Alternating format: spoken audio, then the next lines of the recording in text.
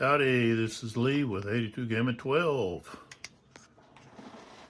And we're on the YouTube channel Sons of Liberty 75.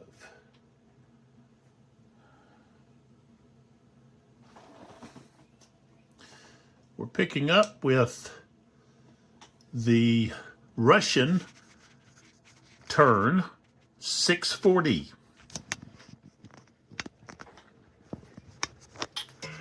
We had quite a few units that had to go to the regroup chart, and I don't know that I can recall regrouping in the later editions. Of course, this is my only edition of La Bataille de la Moscow. And so if we look here, we've got the Russian regroup chart and the French regroup chart. Let me, I'm going to need that. So I'm going to put this somewhere. Put it up here.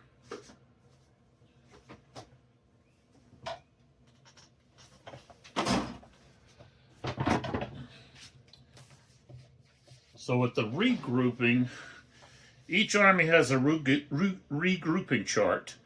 It's divided into three sections, each representing a third of the battlefront. Each section is further subdivided into four subsections, each identified by a number, representing the number of stacking points left on units that are placed in that box. So I'm not going to need to put counters underneath it, I guess. Units that have lost 1/2 or more of their original stacking points are removed from play and placed in the subsection corresponding to the number of stacking points that the unit has left. This subsection must be within the section that corresponds to the third of the battlefield from which the unit was removed. Units with more than 4 stacking points remaining go to the 4+ subsection of the chart, but retained their casualty markers. Artillery units and units with no morale number do not go to the regroup chart. They remain on the board until totally eliminated. Infantry regiments do not go to the regroup chart, but instead break down.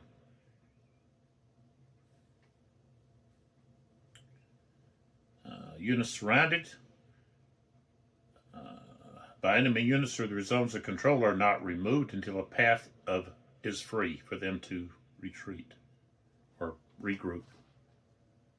And then to regroup, combine into one unit on the regroup chart the remaining stacking points of other units on the chart until the first unit reaches a value at which it is no longer subject to removal by the regroup rules. The units that have exhausted all their stacking points in regrouping other units are eliminated.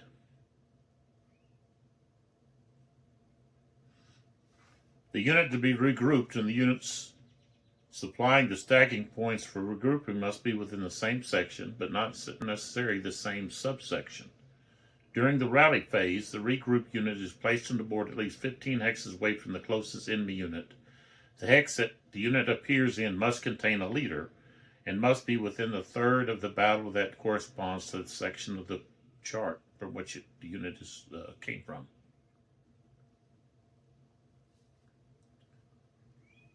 Only infantry battalions and cavalry regiments may be regrouped.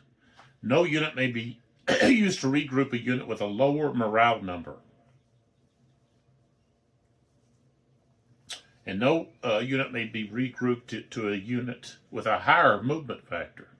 Infantry may not be used to regroup cavalry. Cavalry may not regroup infantry. Oh, it says cavalry may regroup infantry at a 2-to-1 ratio.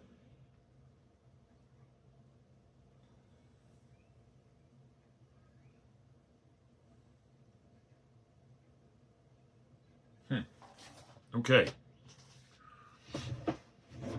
So we have units here that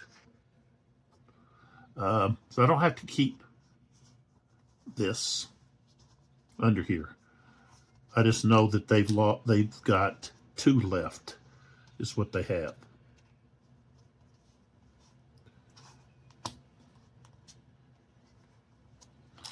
So basically, we've got this, we could regroup that right there. And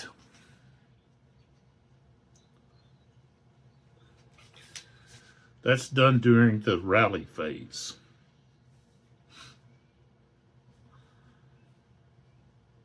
So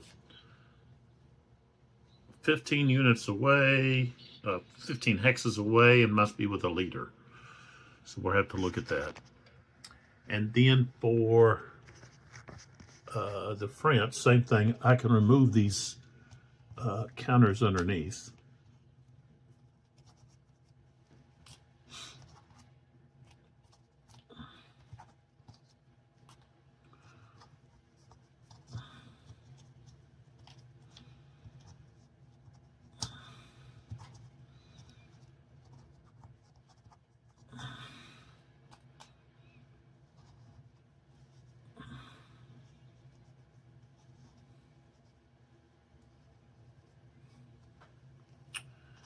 And then we can try to regroup some of those for them next turn.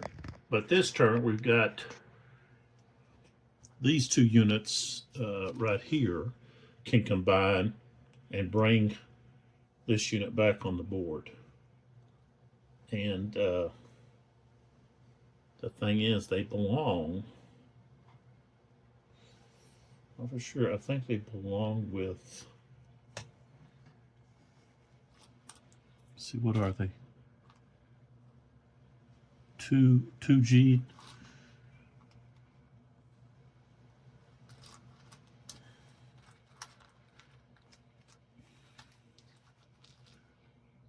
It's got to be up there somewhere.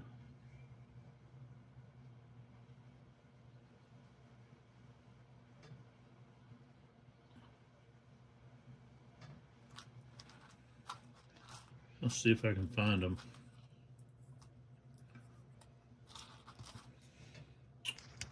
Go from there. Pull back. All right, so we have movement phase, which also includes charges.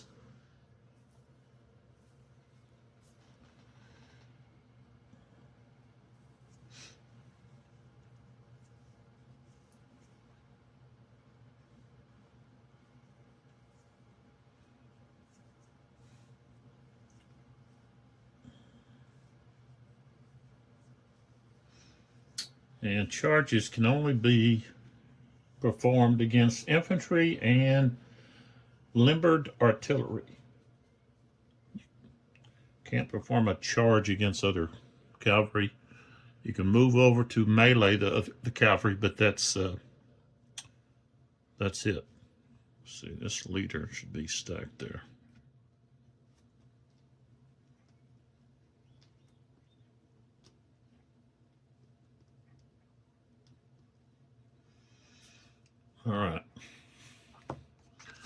All right, so let's start down here with third corps.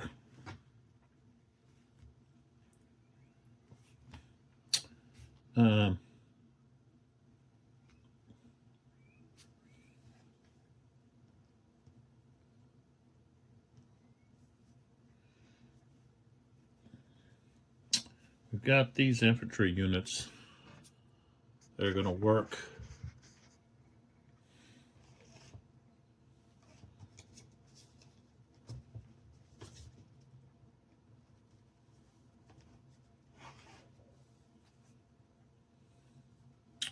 through this orchard. Okay, so orchard costs 2. So we can go 1, 2, 3, 4. 1, 2, 3, 4. 1, 2, 3, 4. 1, 2, 3, 4. 1, 2, 3, 4. 1, 2, 3, 4. And here,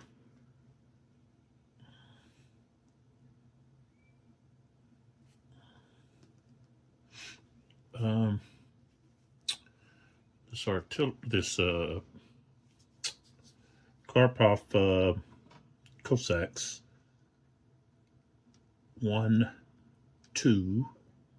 He's in the flank of that other cavalry there.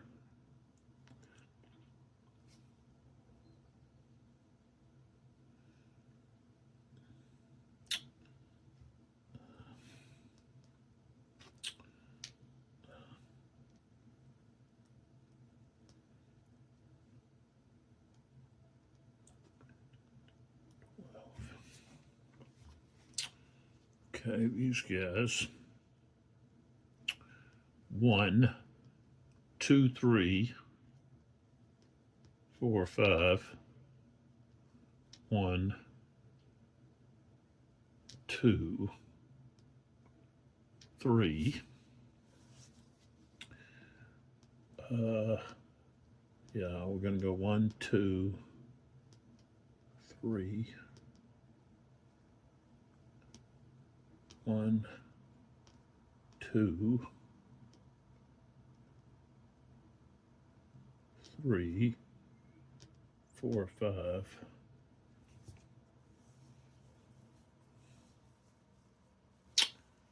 Rest of these guys are going to stay, I think. Let's see. This guy's going to move up. 1, 2, 3, 4.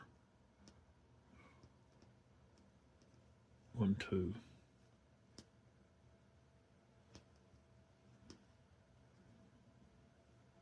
1.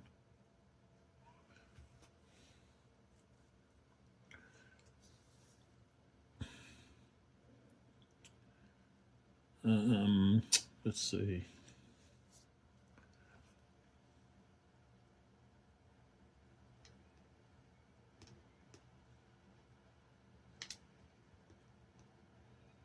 No, he can't do anything. He's dispersed. Okay. Let's take a look at the militia now. What they're going to do.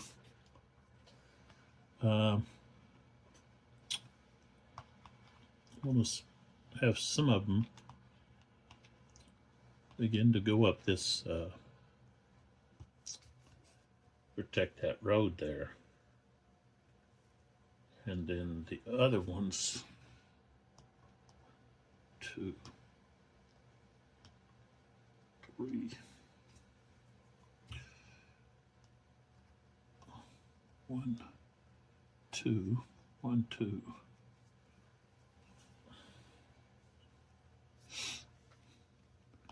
1, 2, 3. 1, 2. 1, 2. 1, 2, 3. 1, 2, 3. 1, 2. That's actually cost 3. Yeah, 3. Not 1, 2. It costs 3. 3 to move into there. 3 to move into there. So they're done. And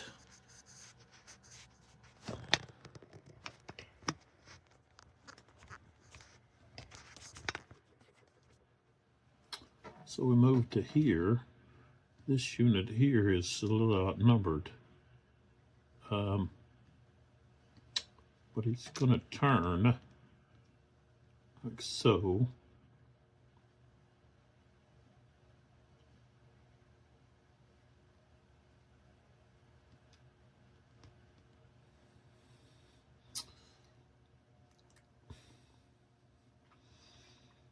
This guy can't do anything yet. All right, let's take a look at this next group, which is 8th Corps. think that's Sievers, maybe. Is that Sievers? No. Borodino.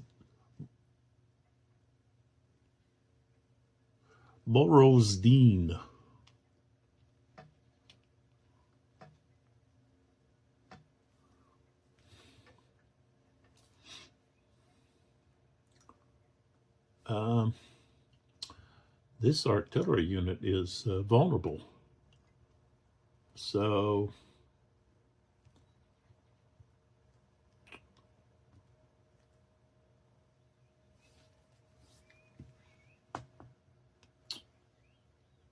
one, two, 3, 3, 4.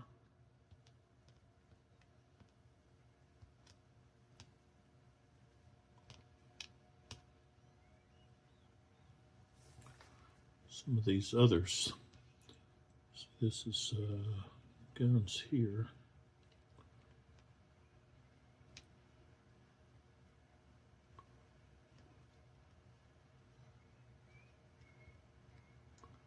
One, two, 1, 2.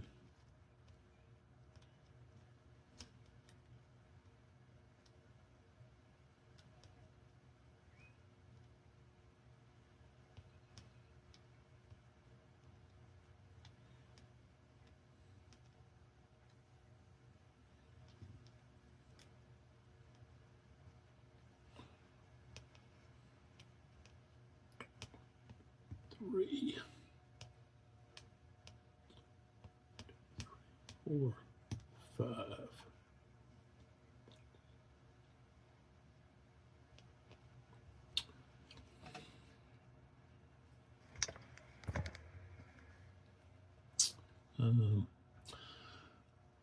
Let's see.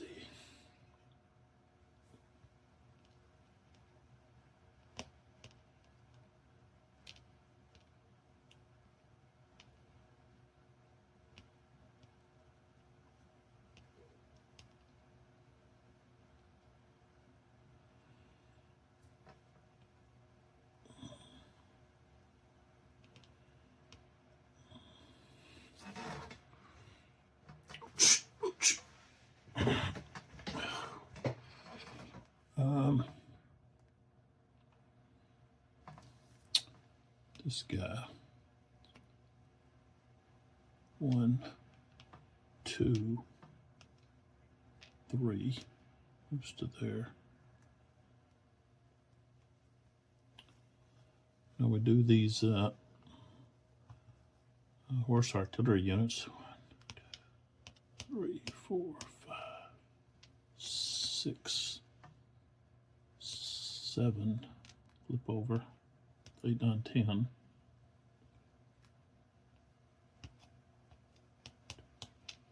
4, 5, 6.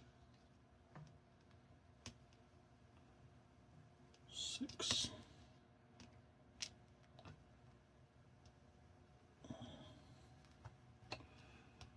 So 1, 2, 3, 4, 5, 6, 7. Flip over. 1, 2, 6, 7, 8, 9, 10. 1, 2, 3, 4, 5, 6, 7, 8. Right there.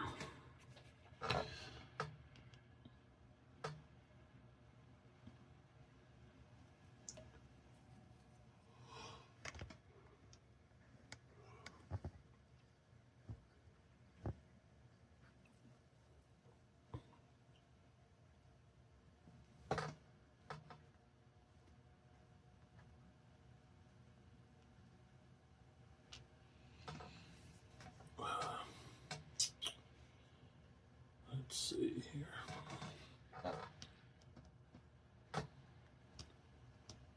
1.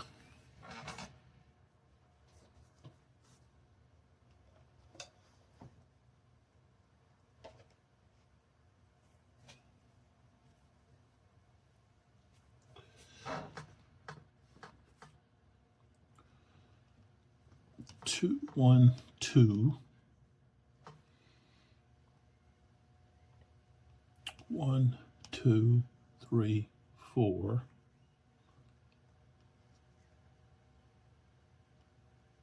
1, 2, 3, 4.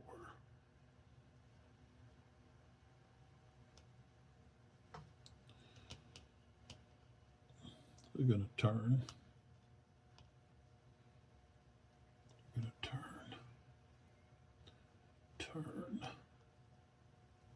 These guys are going to stay like that.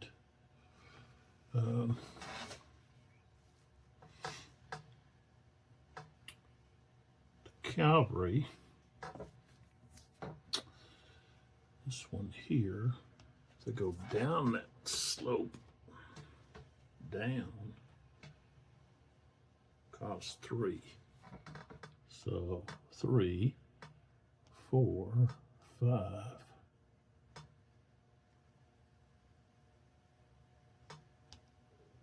6.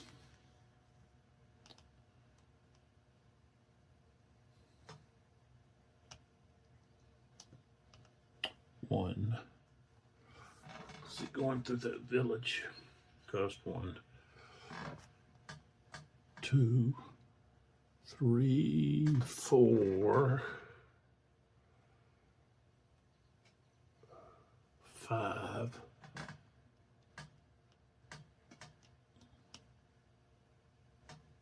6. Right there.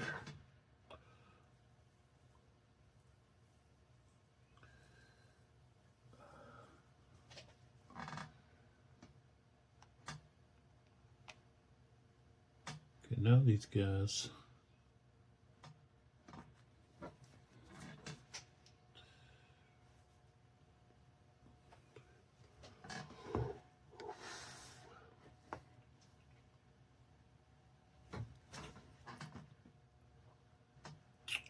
Two, that's 10. 10.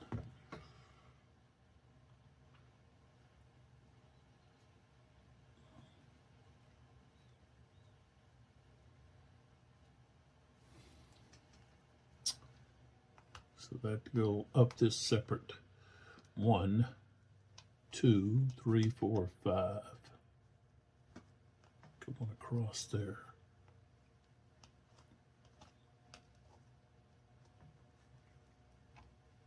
1, 2, 3, 4, 5.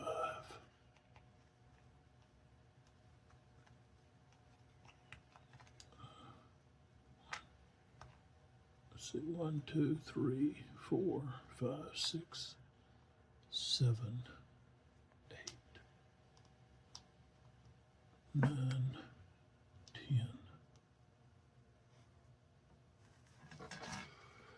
10.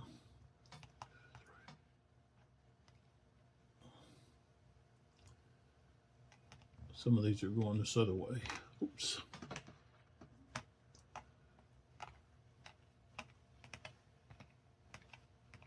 So 1, 2, 3, 4, 5.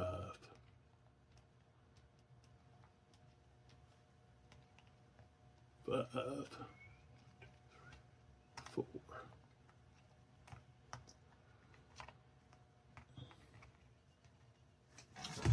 So they go to there.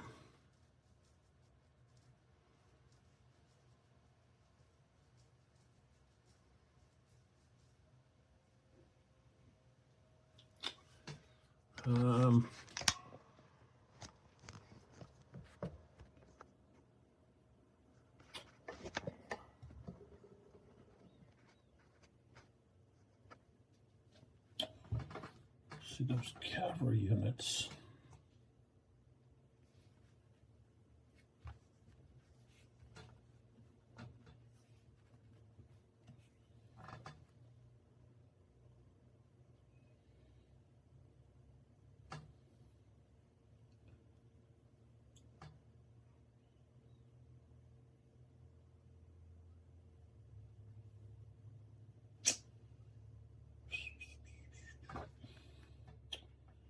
got here?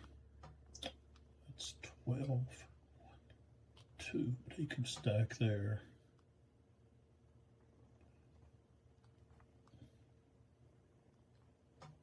He's going to move to there. He's going to move to there. He's going to move back here. I don't want to move anybody there. Cross that. We do have our leaders.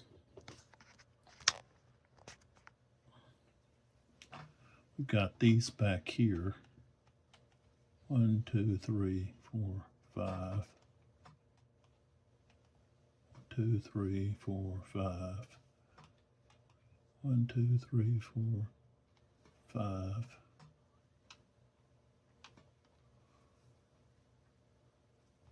Right here. No. Where did the leaders go? I think they're over here somewhere. Yeah, there's Kutuzov. So Kutuzov is going to want to be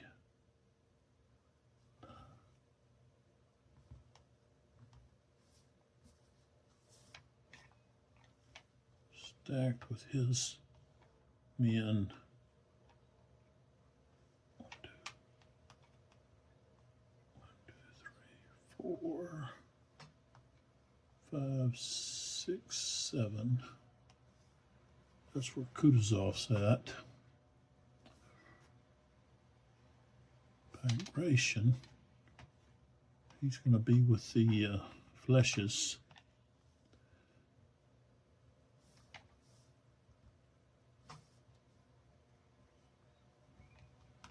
Okay.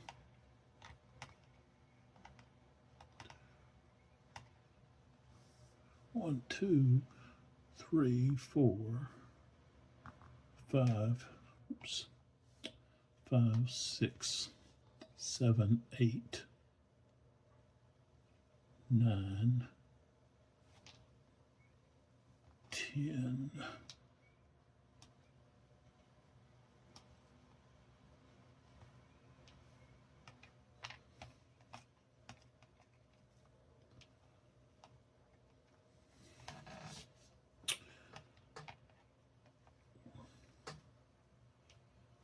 Migration now.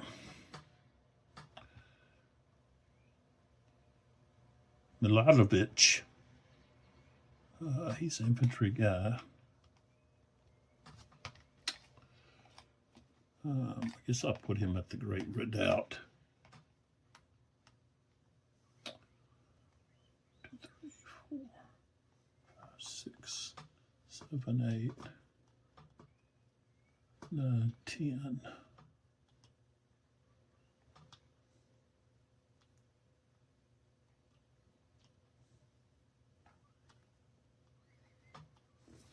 Let's stop right there. Okay, who else we got back here? Ermolov. So we're sending him down to Utitsa. 2, 3, 4, 5, 6, 7, 8, 9, 10.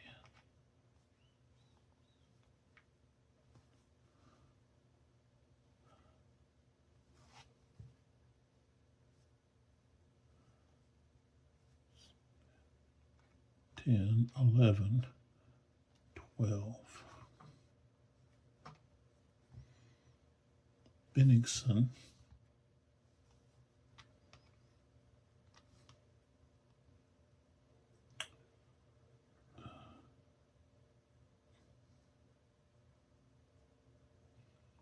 I put him up here at in between the Great Redoubt and the fleshes. 1, 2, 3, 4, 5.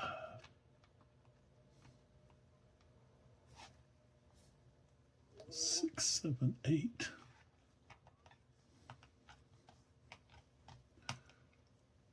9.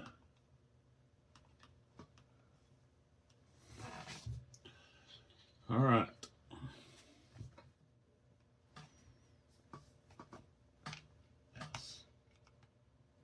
So that's, yeah, excuse me, Ermolof's dude. Okay, so that takes care of that. Now we go to the rally phase. I can take off these disrupted markers for the units that retreated. I had a couple down here. This one, this Cossack, right?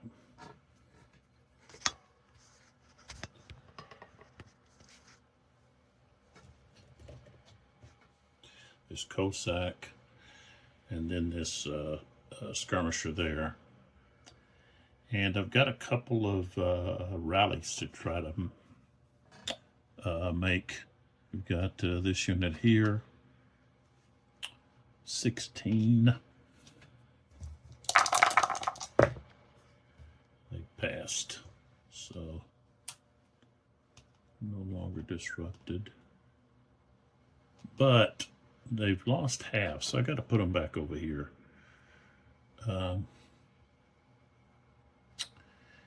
And then I've got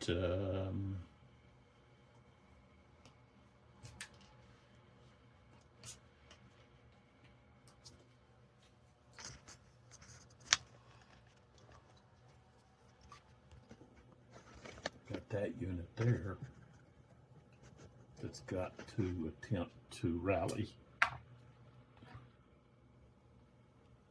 Well, there's two of them there. 16 doesn't rally. 65 does. So one of them is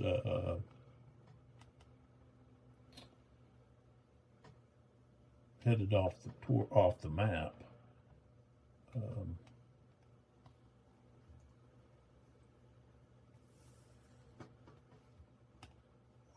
2, 3, 4, 5. Oh, this one rallies. Okay, and then we've got one right here.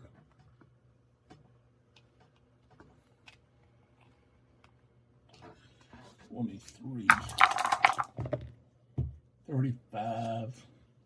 They rally.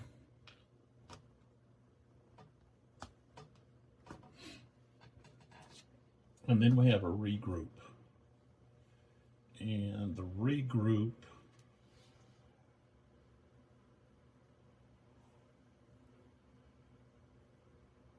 might not have anybody close enough or far enough away.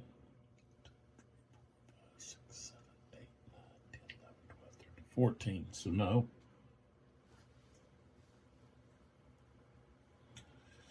Right now we don't have anybody, a leader far enough away. So that's where we're going to have to send some of these aid camps. Send them away so that we could use them for regrouping.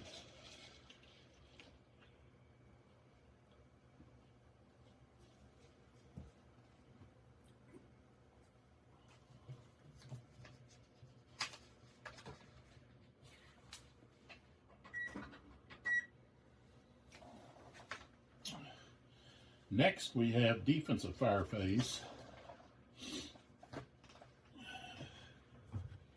So I like to start on the south side of the battle. Pull way back. So the north is up there where my map, Maya map, my orange moon's at. That would be north on this map. So I'm starting down here.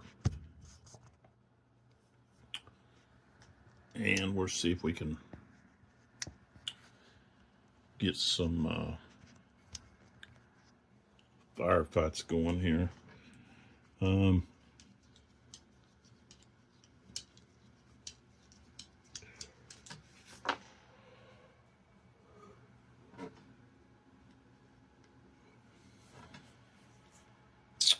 Well, it looks like the first one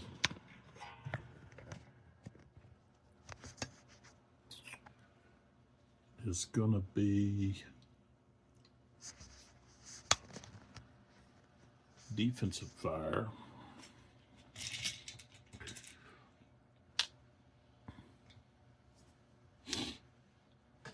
Will be here. Fire against this skirmisher.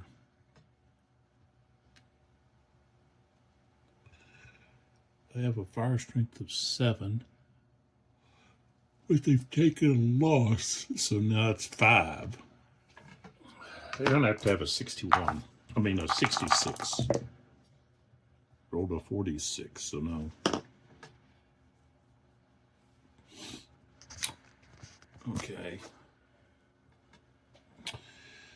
Here, we've got 1, 2, 3 firing here.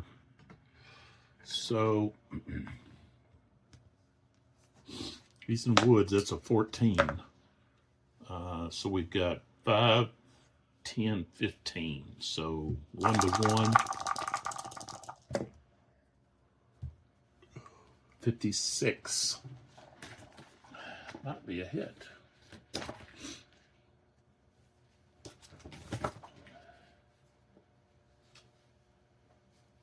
Yes, 56 is a hit.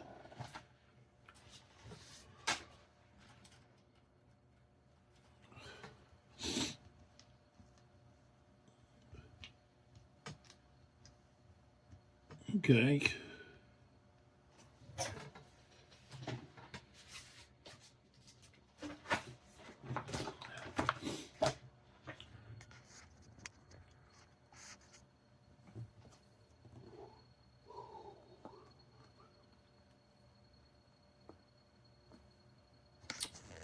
Gonna have to get a little closer. All right, so we've got this unit here. It's got a leader.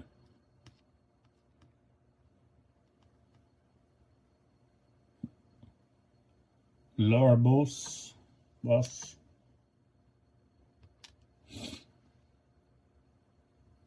And this artillery, I think there's 2 of them there.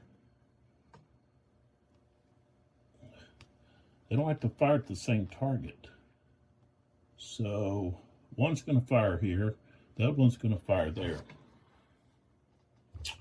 So that's going to be a strength of 11. These guys are in clear terrain. They've got a, let's see, 610 there. 3, 7. So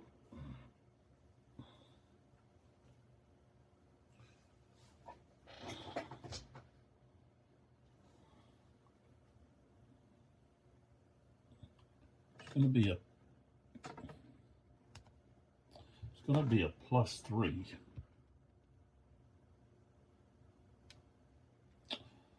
Due to the number of men over 6 stacking points.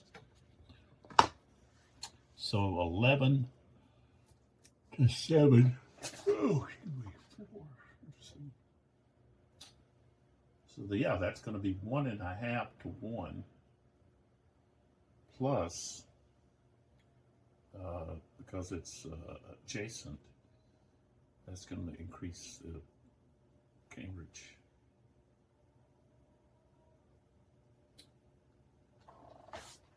It's going to fire, increase the overall strength of the attack. So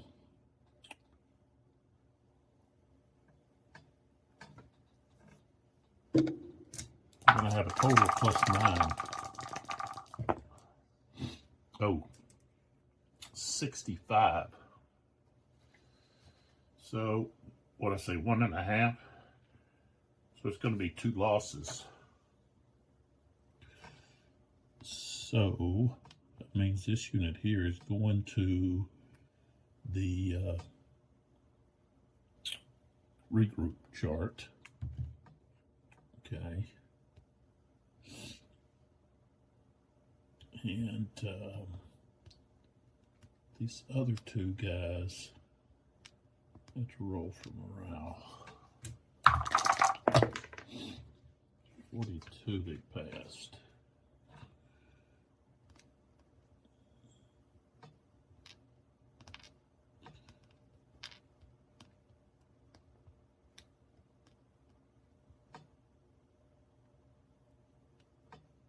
Okay, this next one, here to here, they've got 7, so that's +1.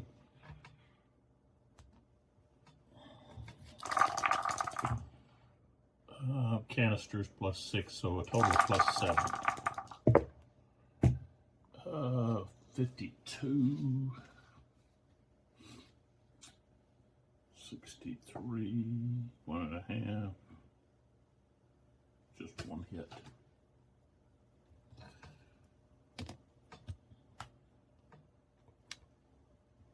But this guy goes to the regroup.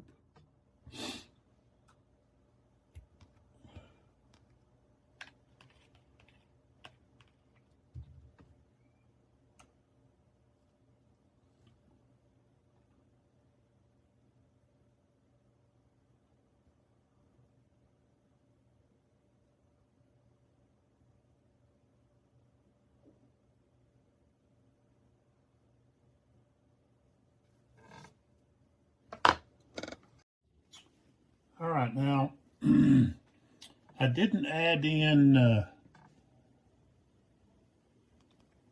Laribos. He has a 9 fire modifier, so that would increase that to 2 hits.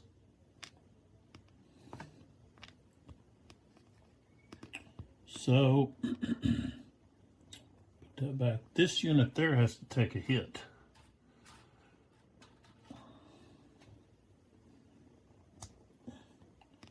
You have to put a hit, and this guy come from? Oh, he was with this guy.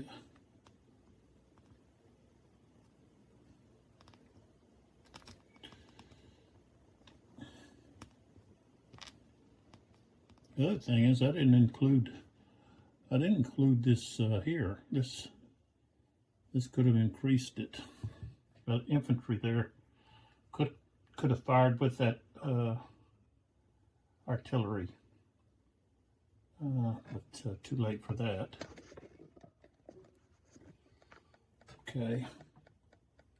Now we have this artillery here.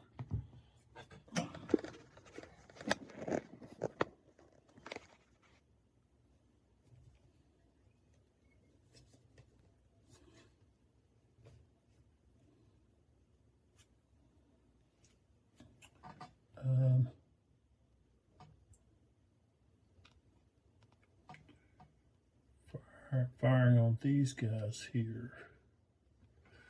So that, let's see, there's 7 there. So that's going to be a +1.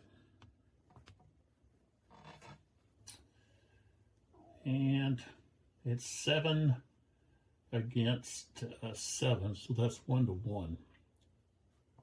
With canisters +6. Plus the 1 for the stacking above 6. So we've got a +7 for the die. And a 64. The most you can have just 1 hit, so that'll be a hit. 1 to 1, the highest number of hits you can have is just 1.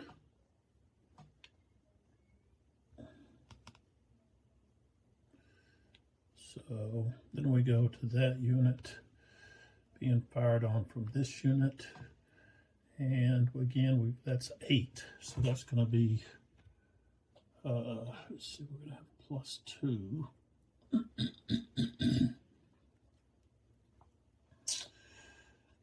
Again, it's 1 to 1, and it's +6, so that'll be a total of +8.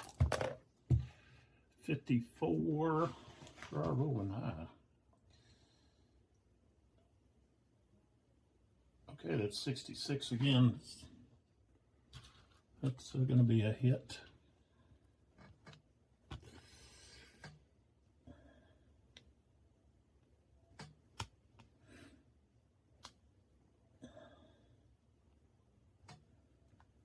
Okay.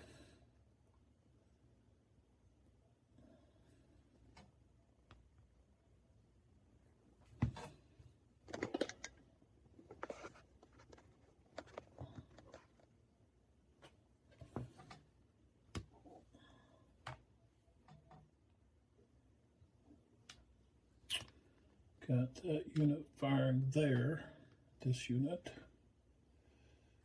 And their fire strength is 5. So 5 to 7.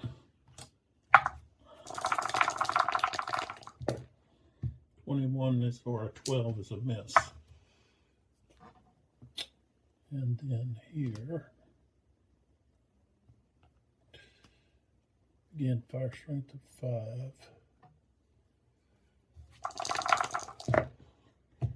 61, that'll be a hit. Let's see, that unit's already taken at least 1 hit, I think. Yeah. So now we've taken 2 hits.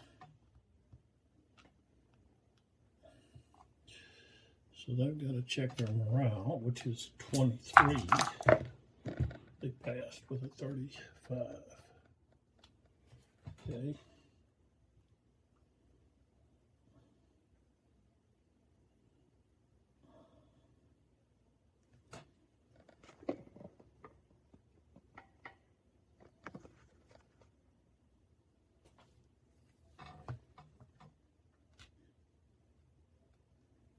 This unit firing here, strength of 5.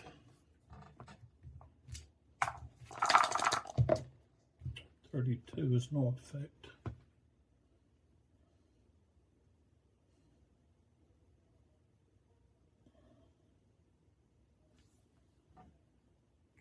Okay.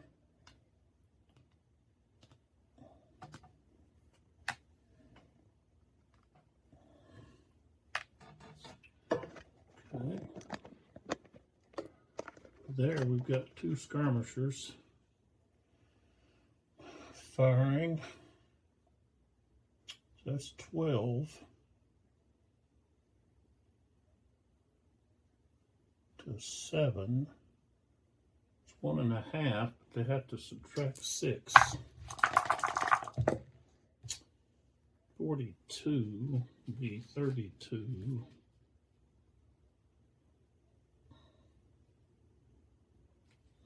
No effect. And then nothing else over there is going to matter in regard to that. So we come back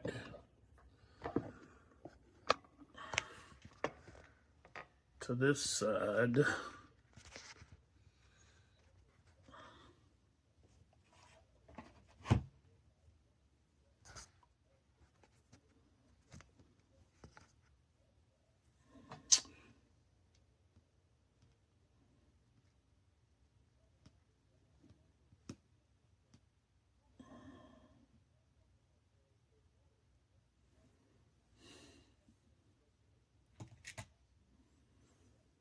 Got these 2 units firing on this cavalry unit in the orchard. Orchard is 11 defense. So we got 8 and 8, that's 16. Not quite 1.5. So one be just 1-to-1. 41 is not enough. You have to have 1-to-1. You have to have at least a 54. Okay. So then we come back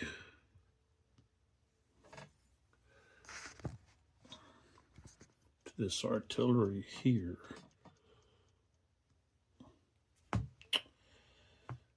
We've got, okay, let's see, 1, 2, 3, 4, 5. Oops.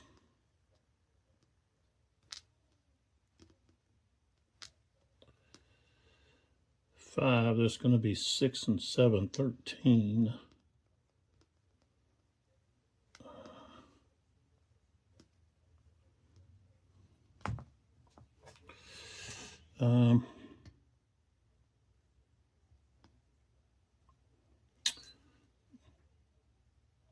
Tukov has a modifier of 3.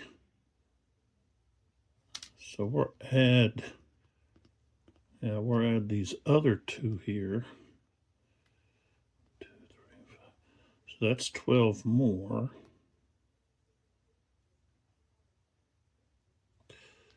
That's 25.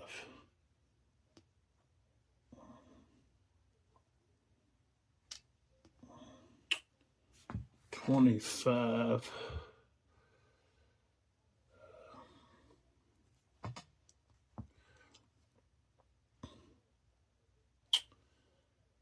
We add 13 more.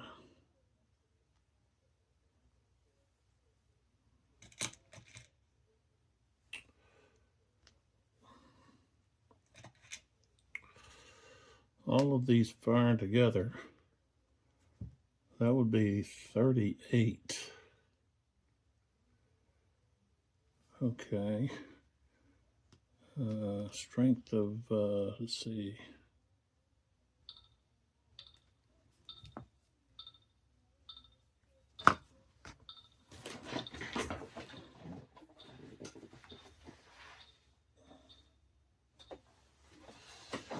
Strength of 38.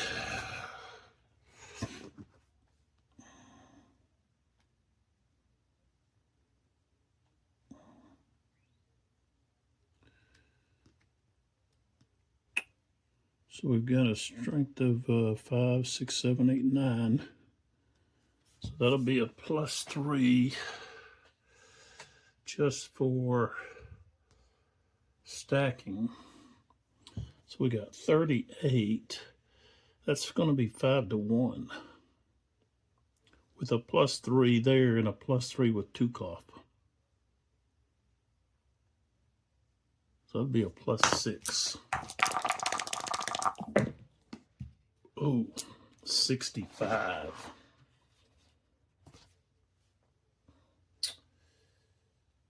Five to 1. That's going to be 6 losses. So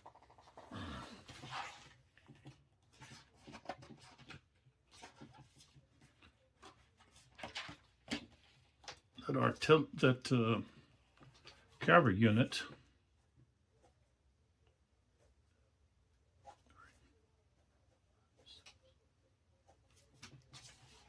is completely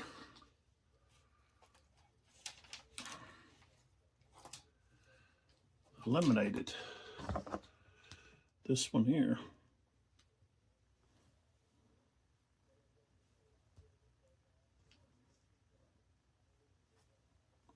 And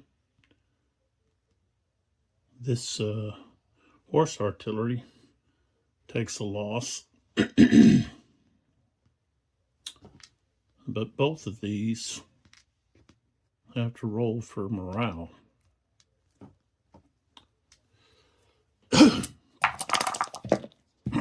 They passed.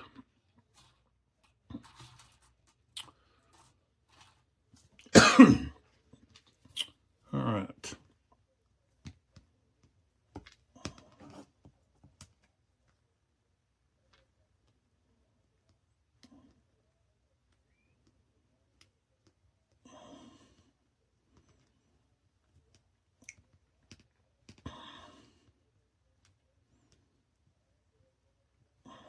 Artillery can be deadly.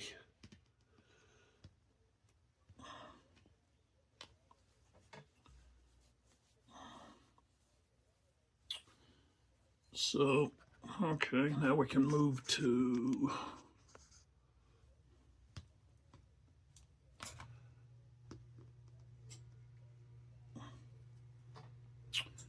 we got here. Okay.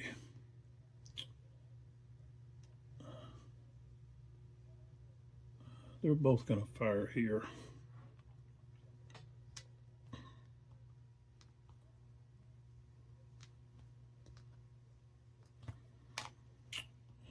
So we've got a strength of 8 and 8.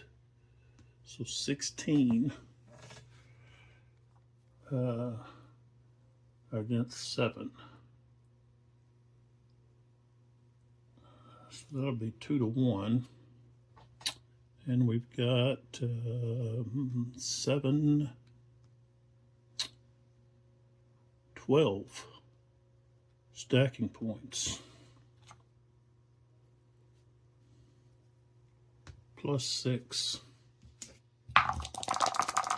2 to 1. Ooh, 61. 2 to 1. It's going to be 3. 3 casualties. That takes this one right off the top. And then these other 2 check morale. They've got 16s. They passed. Okay.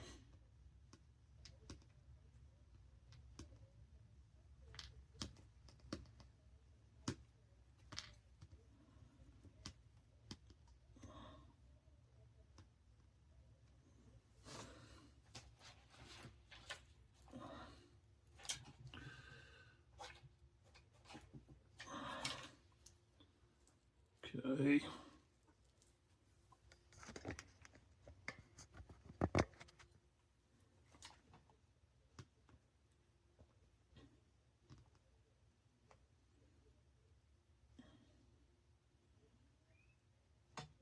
I guess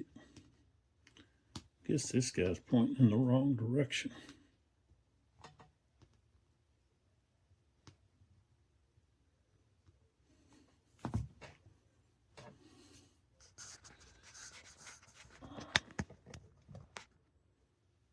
Okay. Here, fire right here, I guess. Strength of 7, but he's lost a stacking point, so that'll be 5.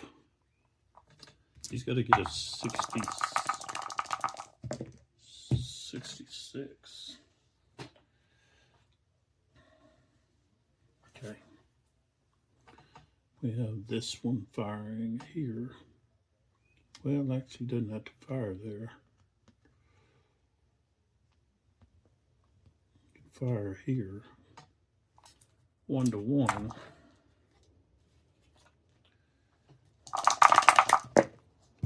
$21, no effect. Okay.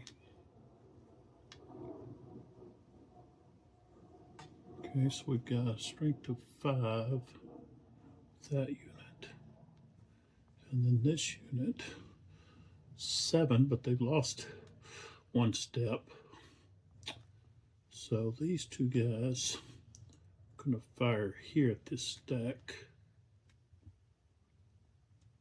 3, 4, 5, 6, 7. That'll be a +1.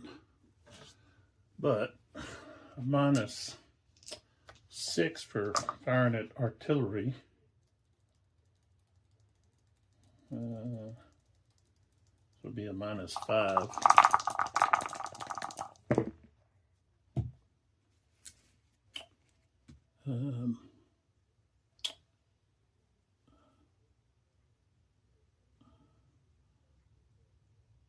So what I say?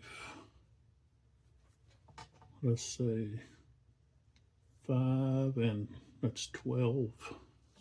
1.5.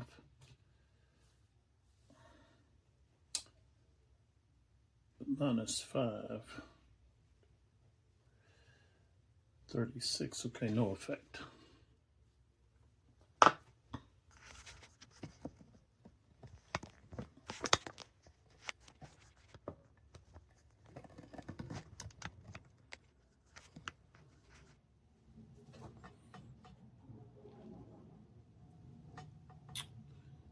Okay.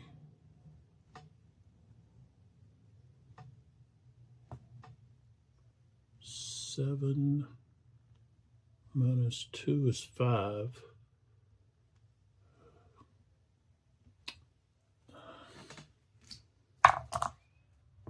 So 1 to 1.5. He's got to get a 60.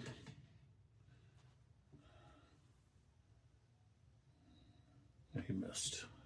He'd have to get a 66. Okay, then we have this artillery unit firing here.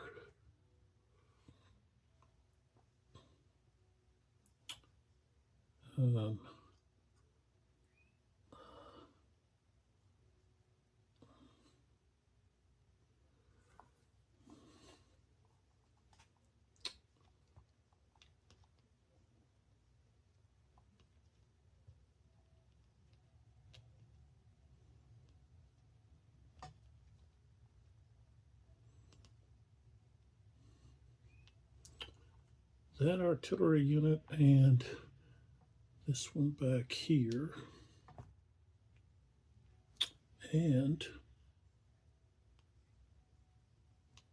this one back here with a leader.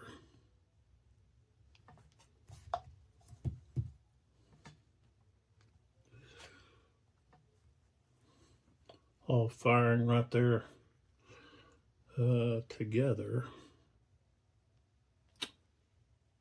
So, all right, 1, 2, 3, so that's 10. 1, 2, 3, 4, 5, 6. That's going to be 14. That's 24.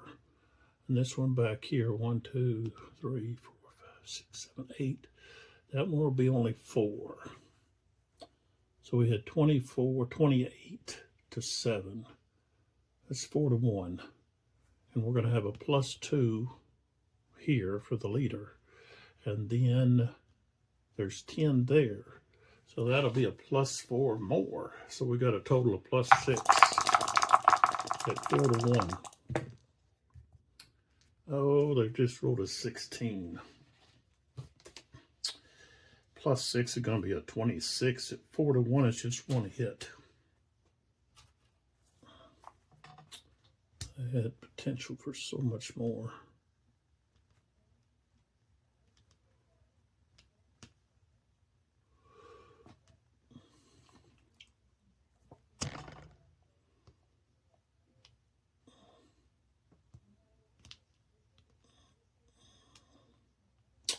We have this artillery back here.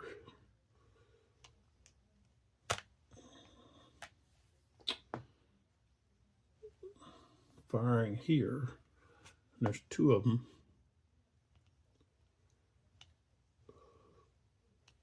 One, 2, 3, 4, 5, 6, 7. That's going to be the bottom numbers. So it'll be 6. 6 against 7, that's 1 to 1.5. And again, that's going to be plus 4 for the stack. 53 plus 4 is 61. That's a hit.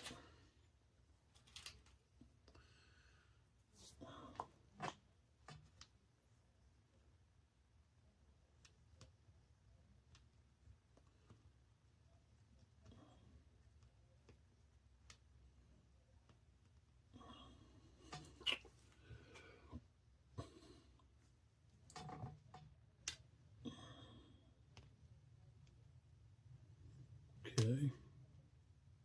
Now we've got this unit here. 9. He's taking 2 losses. So that'll be -3. So it'll be 6. So 1 to 1.5. 25 is not no effect.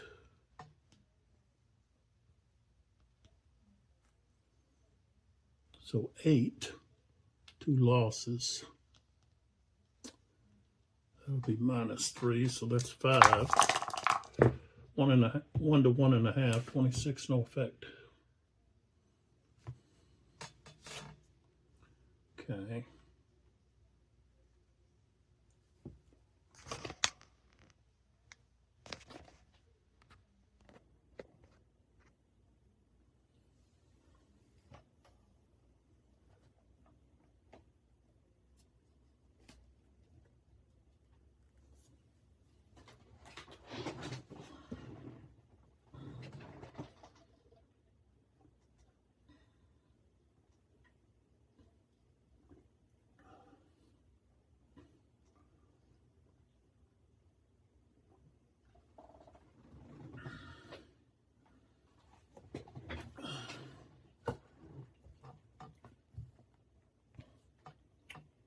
So,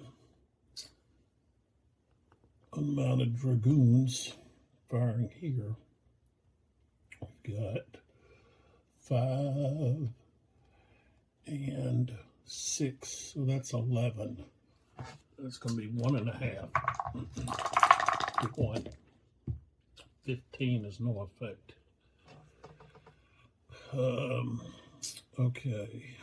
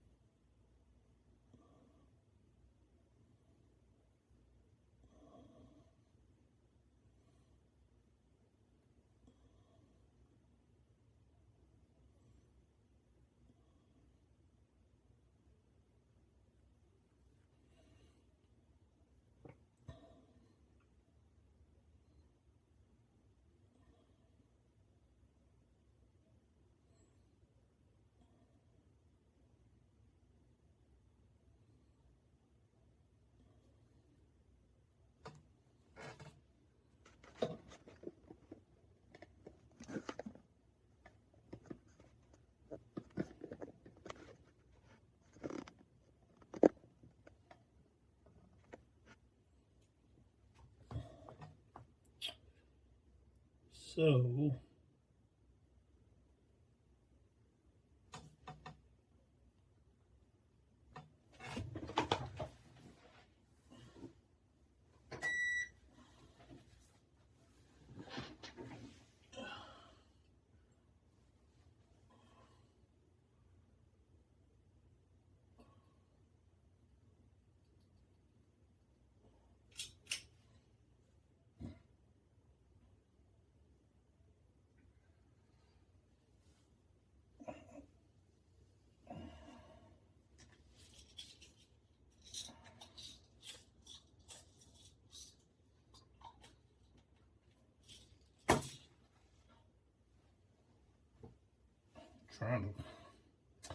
trying to line up these artillery units.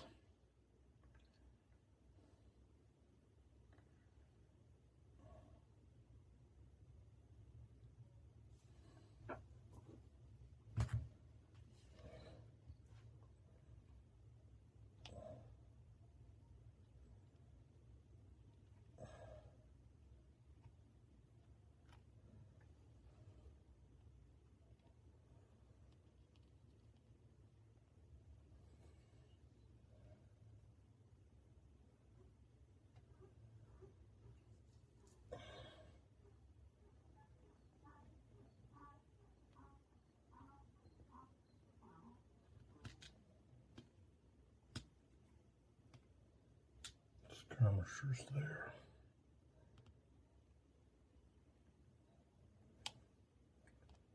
All right, so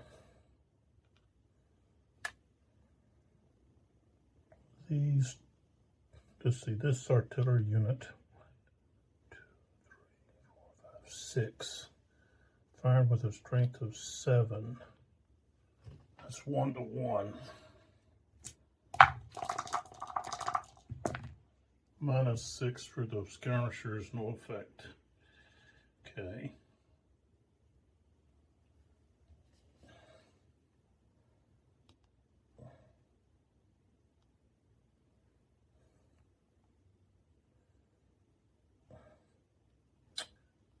This 1, 2, 3, 4, 5, 6, 7, 8. He's firing with 2. This one here,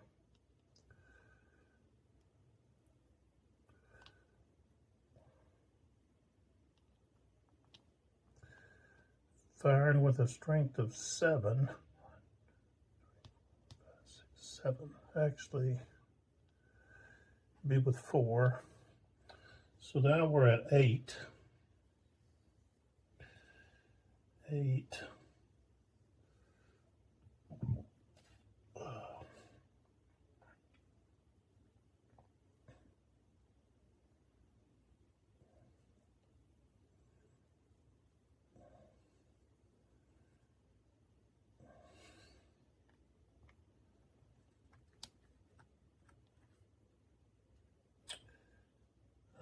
Right here, we're going to have 6 and 6. That's 12, so 20.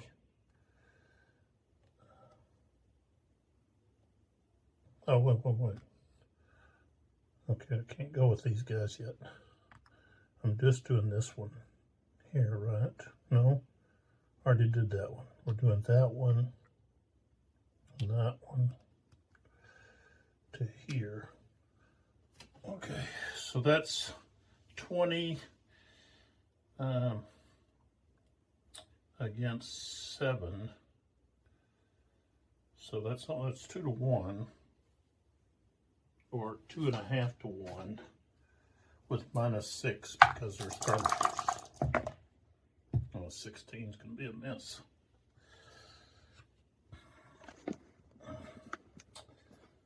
Thank you. I don't know if you saw that. We were firing at this skirmisher with this artillery battery, this, or those two right here. This one and then this one. So now we're going with this one and this one, firing right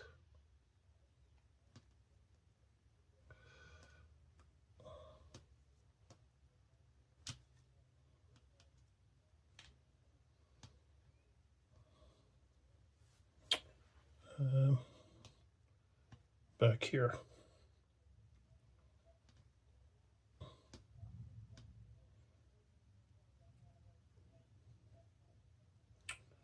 Well, this one can't fire there, so I'm going to be that one.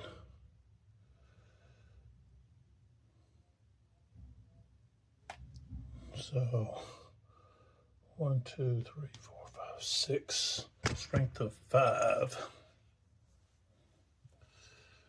And 12, that's going to be +6.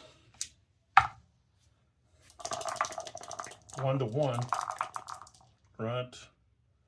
No, 1 to 1.5 with +6. 43 becomes 53. No effect. Okay.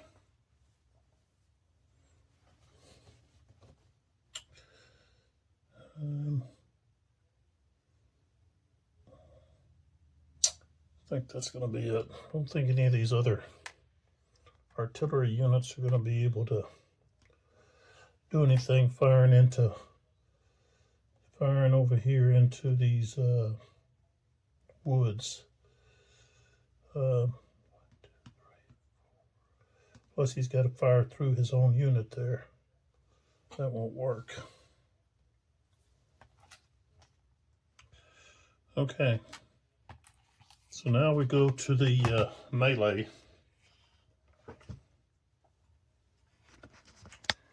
And we'll come back over here.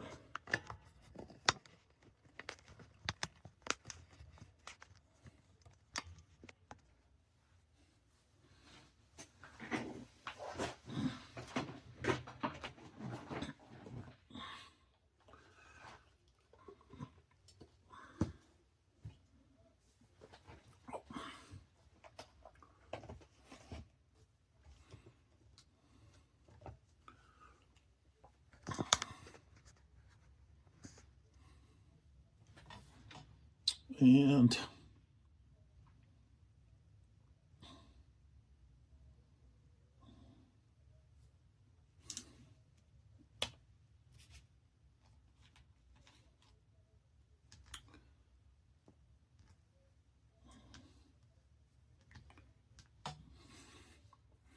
may land the cavalry unit there, but the cavalry unit is going to withdraw before combat.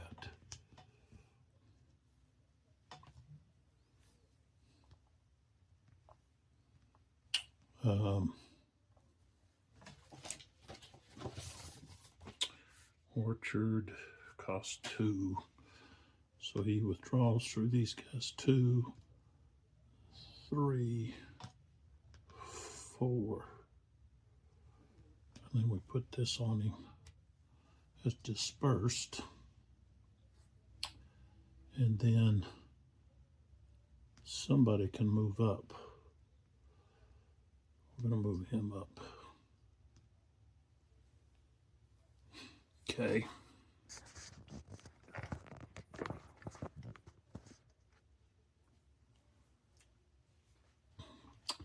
Next, we've got this cavalry being attacked here.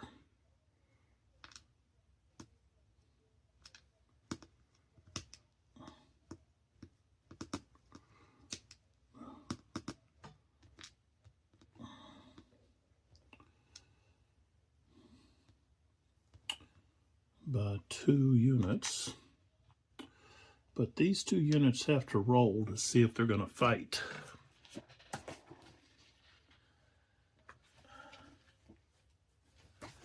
So Cossack melee table.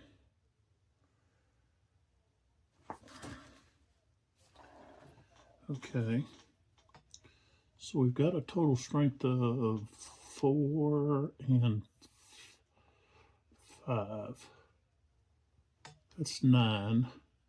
And then 5 more. So that's going to be 2. Just going to be 2 to 1. I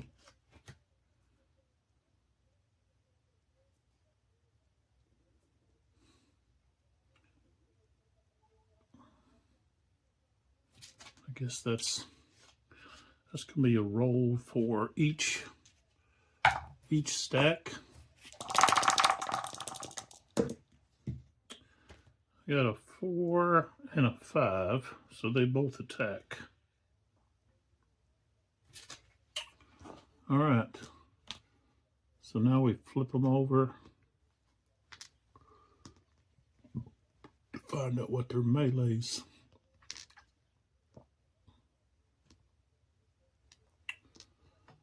Melee strength is.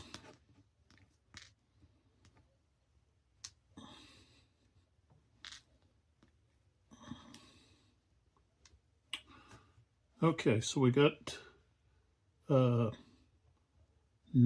here was actually going to result to 7 and 9, and that's 16. Now this 9 over here, they're in the flank, so they're going to be doubled.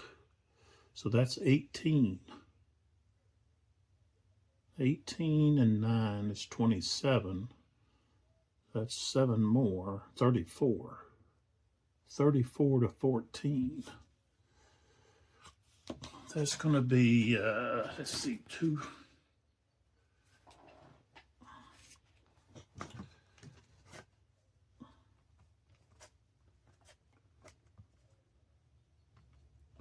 2.4.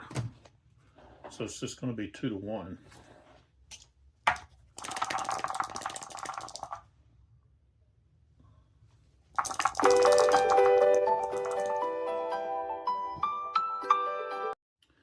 All right, we've got a 2 to 1 here with these Cossacks attacking this. I think they're cuirassiers. Is what I think they are.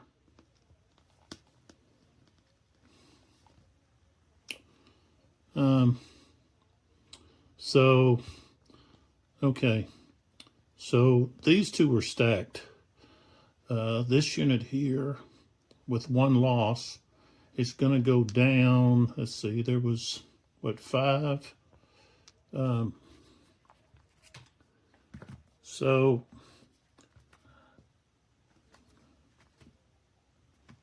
that's about 1.8 per strength or stacking. So if you subtract 2, that's 7.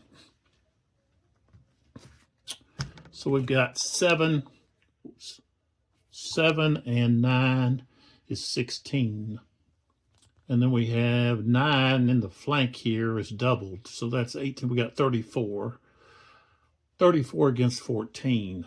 So it's almost 2.5. But we round in favor of the defense. So it's going to be 2 to 1. All right, 55. 55, 2 to 1.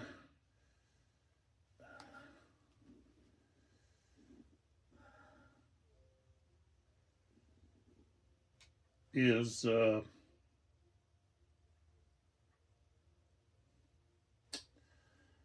losses for the attackers, retreat by the loser, which is the defender, and they take a loss. Now they're going to have to take another loss because they're going to have to retreat through a zone of control.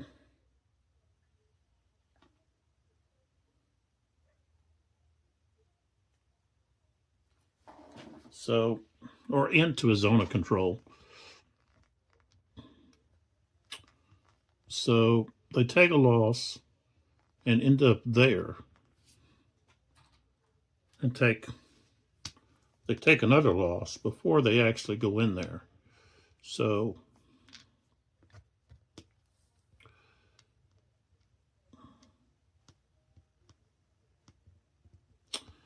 and then this unit on the top would have to take a loss, and the loss from this other stack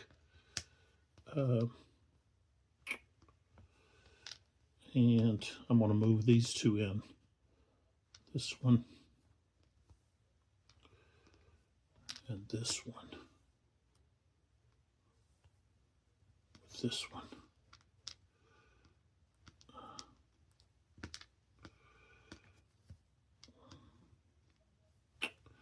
Okay. And then here,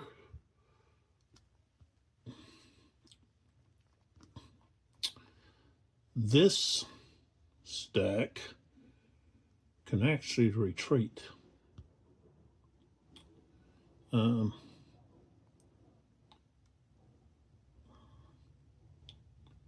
But if they hold their ground in a fight,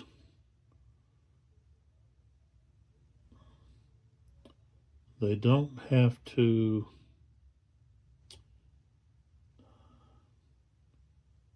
I don't want to retreat them. They're not going to retreat. So let's flip everybody over.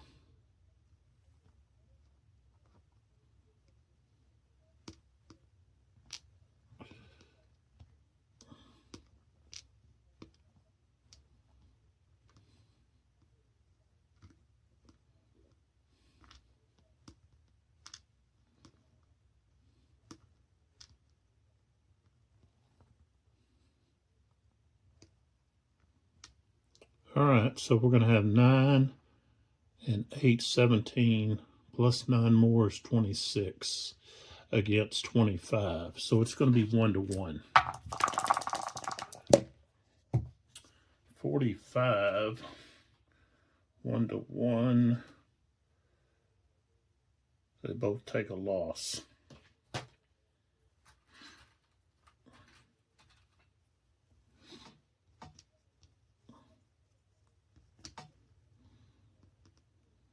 Oh, wait a minute. Yeah, I got that right.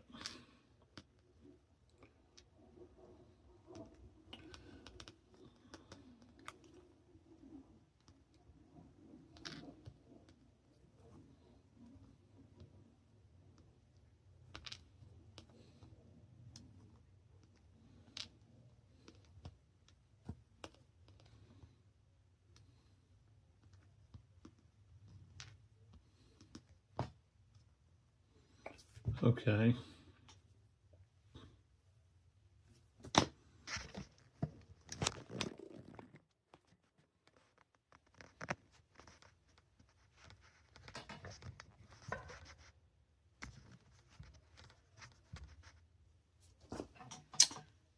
Um,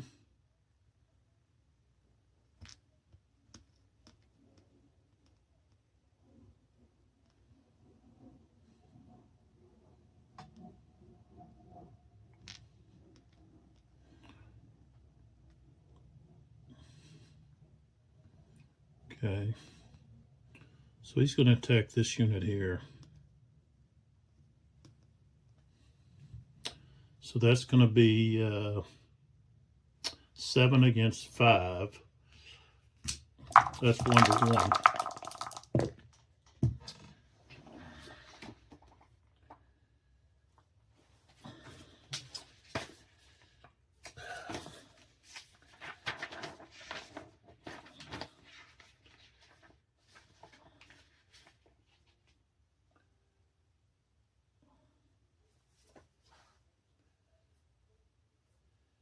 And they haven't really, this is the, like I said, the earlier rule set. And so skirmishers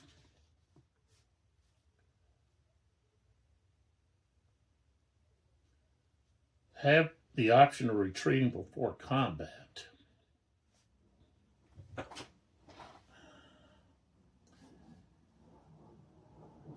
But it's not really,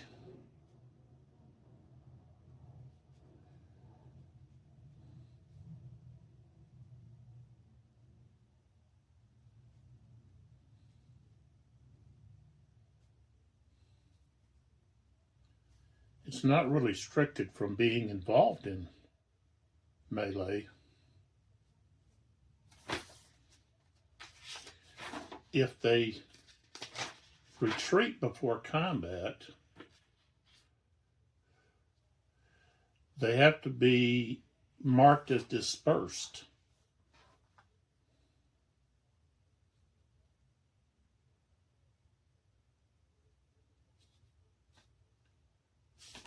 But there's no detriment for being in skirmish formation and being involved in combat, except for the fact that you're going to be, more than likely you're going to have a much smaller melee value because you're in a battalion formation, and the most that can be in a hex is just that one battalion. So, but here it's just 1 to 1. So I rolled a 31, 1 to 1. The attacker takes 2 losses, the defender 1 loss. But the other thing is, okay, he's in woods. So actually, I got to go back over here. His melee defender would be ×2. So probably don't want to attack there, but I've already decided I was going to attack.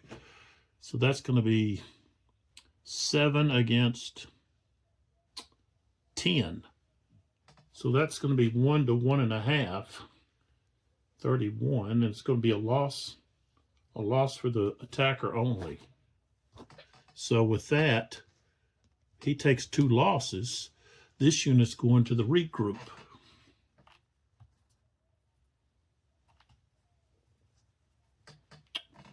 So that didn't benefit them. So we don't want to attack here, but we could attack, of course, here. And that's what we're going to do. We're going to attack this artillery unit. And so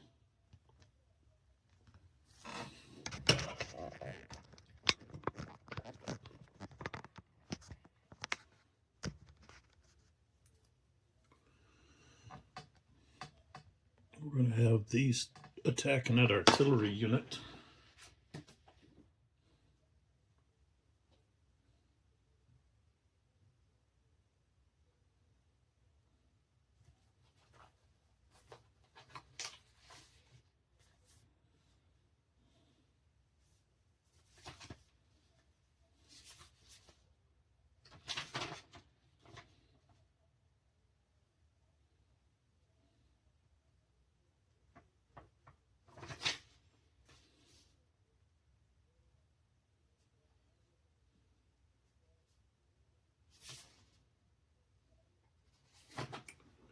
All right, so here,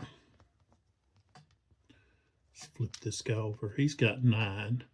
And then these two here, we've got a 7 and a 9. So that's going to be 25. 25 to 2. That's 5 to 1. Overkill. Ooh, I only rolled a 12. Dang. Okay, so rolled a 12. That's going to be 1 loss for the attacker, 3 losses for the defender. So this artillery unit is destroyed.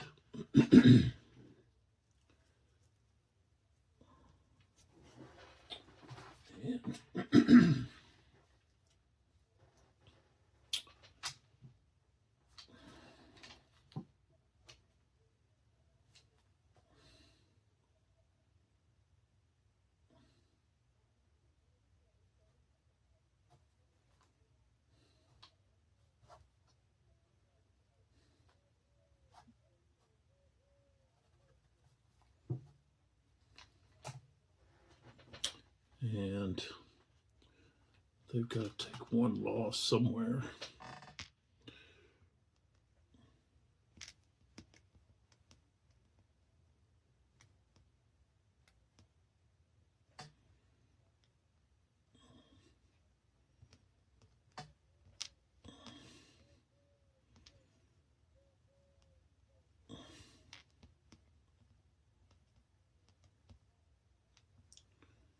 Okay. We don't want to attack here. We do want to attack these. We do want to attack those artillery units.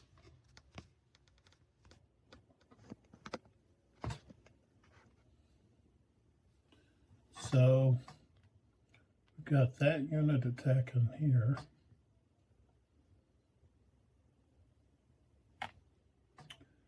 And so what we have is that unit's taking a loss.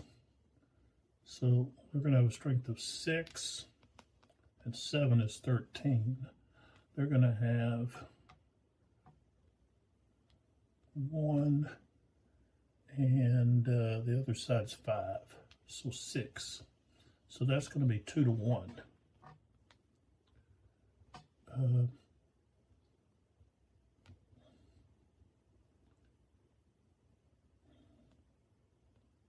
Yeah, 2 to 1.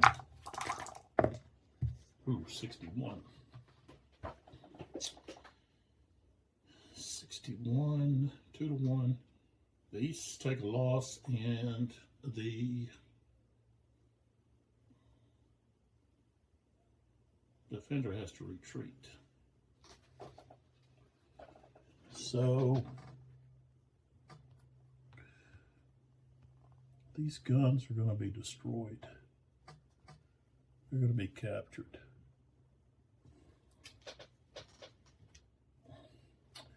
This unit here. Ooh.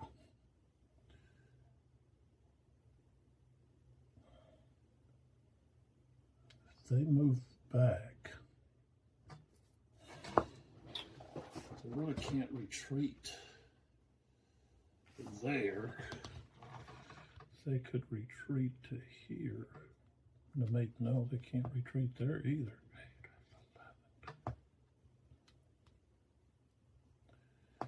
So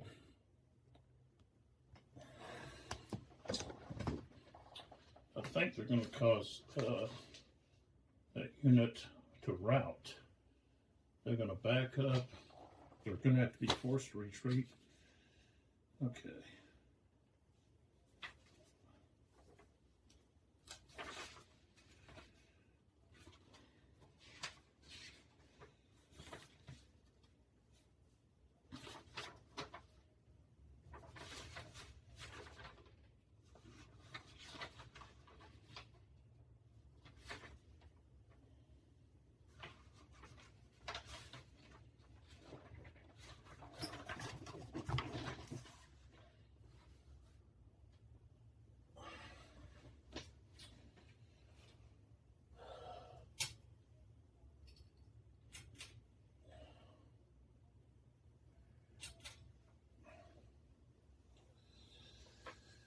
Okay.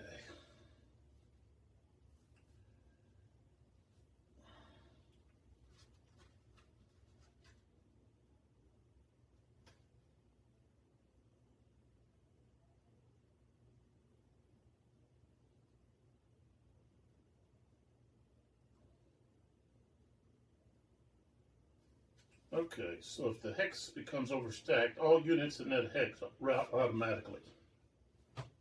All right, so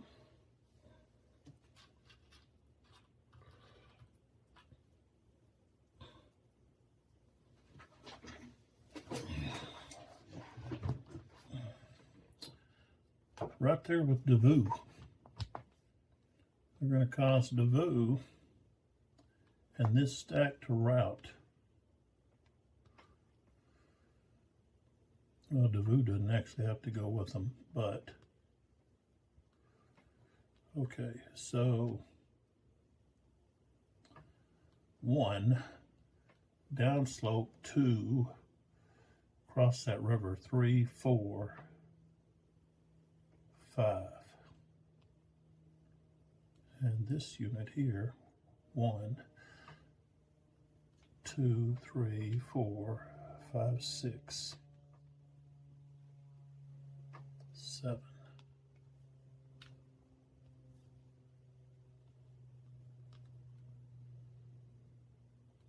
Guess he'll go with this group. And then oh, they've got to take a loss.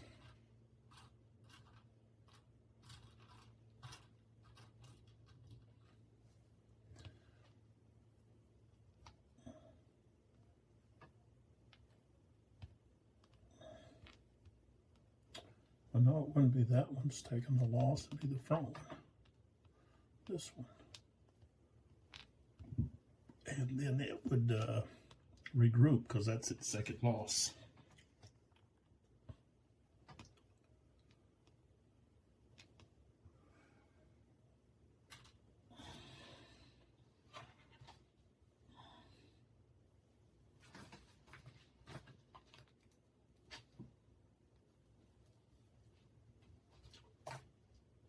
Okay, so now we have this unit attacking here,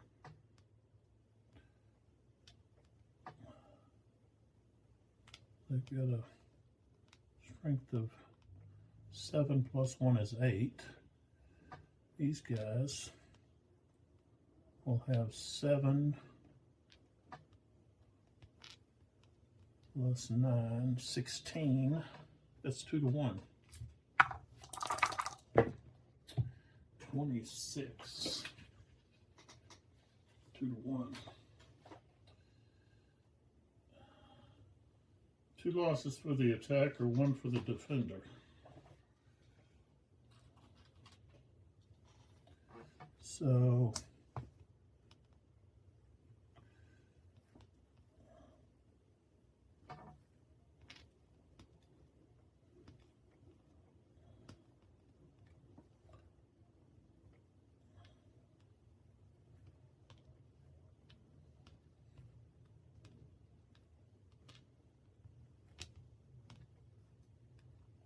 artillery doesn't regroup.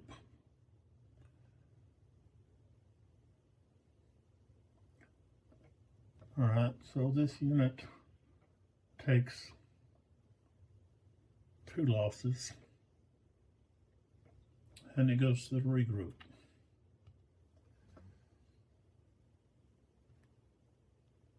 This unit has to roll for morale and it passes.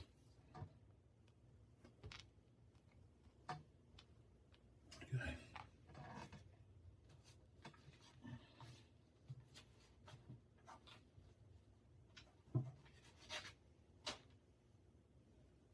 Okay.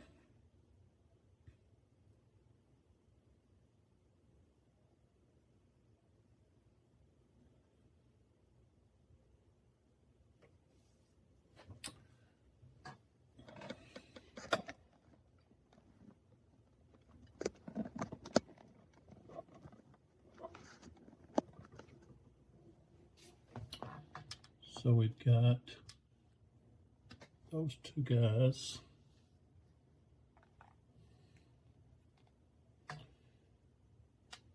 So here, this guy's taken 2 losses. So his strength is only 6. So we've got 6 and 6. So it's 1 to 2. Ooh, I rolled a 16.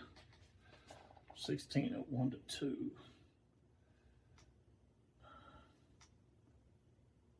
Two losses for the attacker. And he will end up going to the regroup.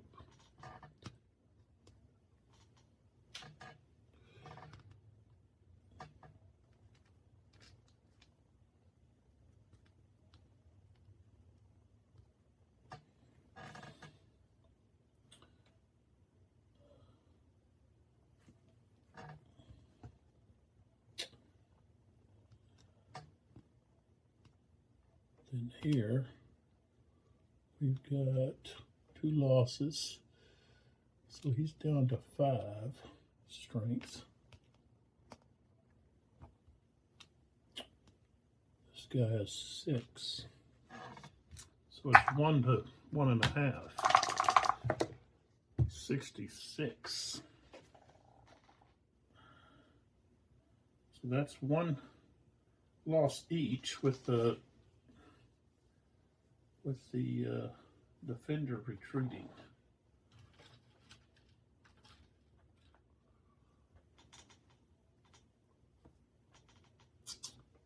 And the defender, that's a 3rd, so they've got to roll for morale.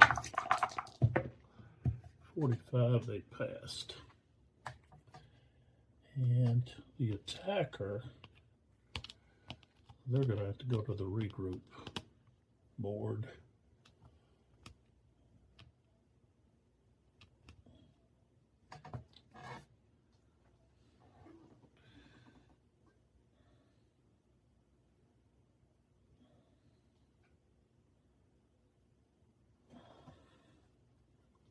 But they've got to retreat.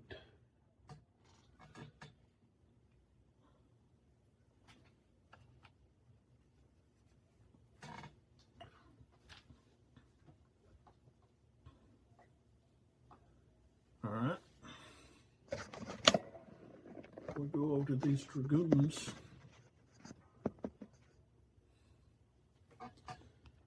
Over here. Attacking here.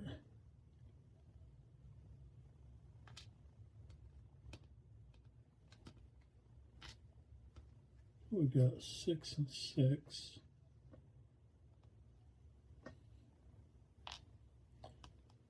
7, 7, 6, 7. We got 27 against 12. That's going to be 2 to 1. 43, 2 to 1.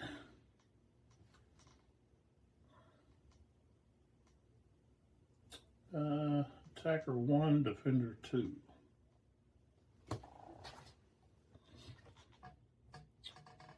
So,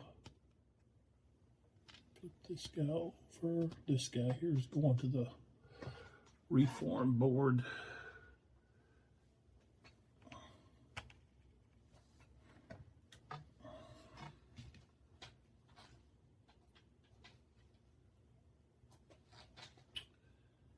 And we've got 1 loss.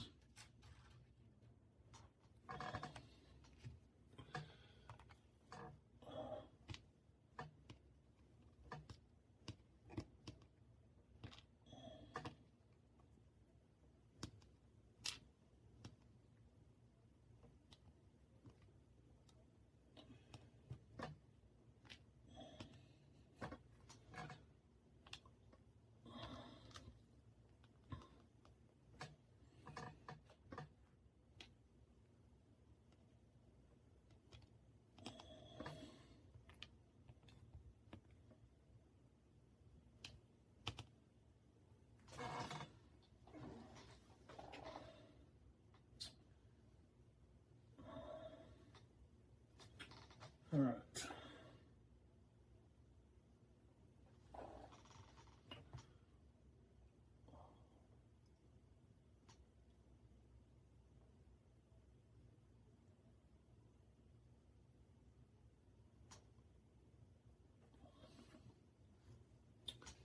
And I don't think we're going to have any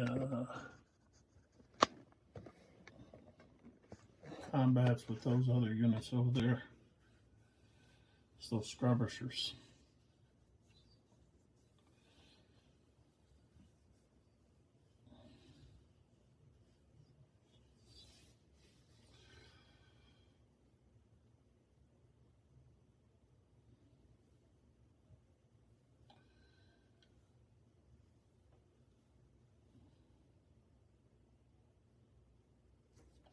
So that's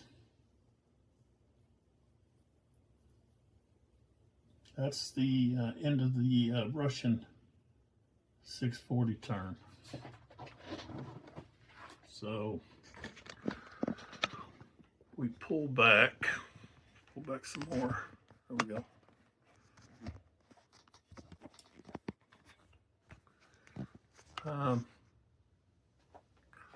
We've got, okay, counting up losses without looking at the regroup board, but just losses. 5, 6, 7, 8. That's 42 losses for the French.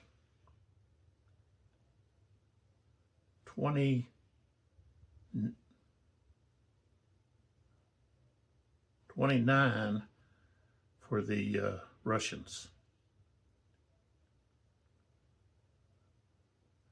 42 to 29 presently. That's what we've got. And if we look at the regroup board here, look at the regroup board for the Russians, we can actually, let's see. We can regroup these two, regroup these two, regroup these two.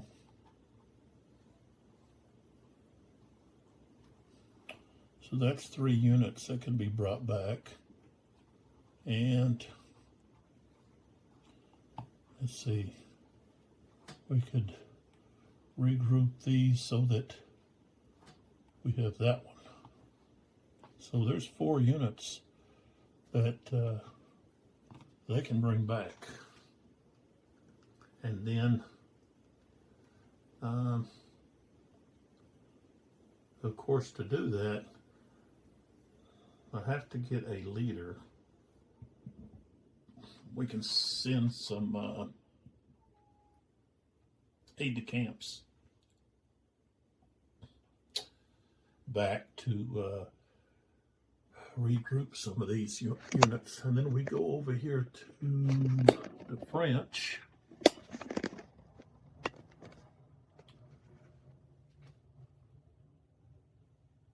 We have, well, I guess presently, let's see, we would have only 2, well, no, only 1 infantry unit that we could bring back. So that's after 1 hour of fighting. And most of the fighting has only occurred in the last 40 minutes. So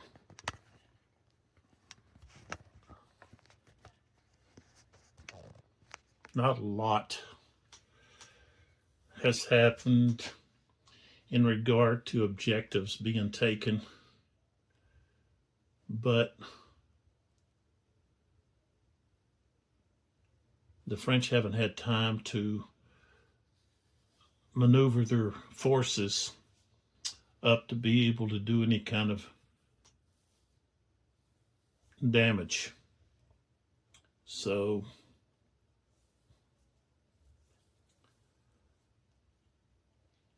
I don't think, if we look down around Utitsa,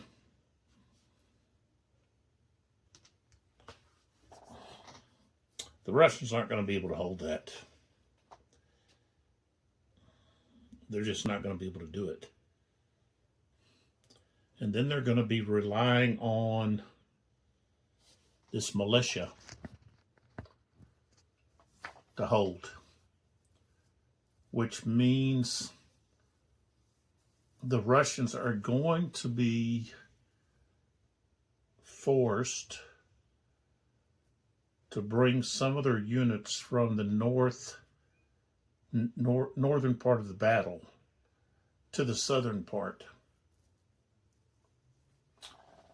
because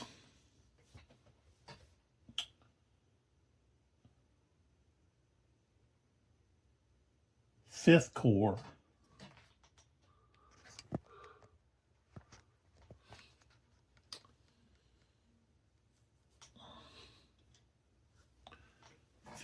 here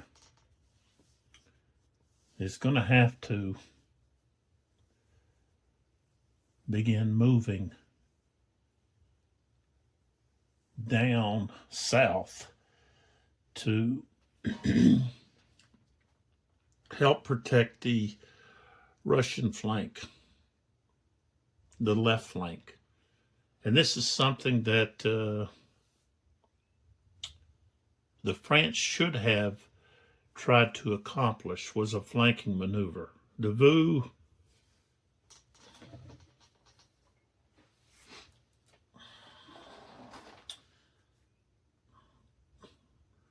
put that strategy to Napoleon.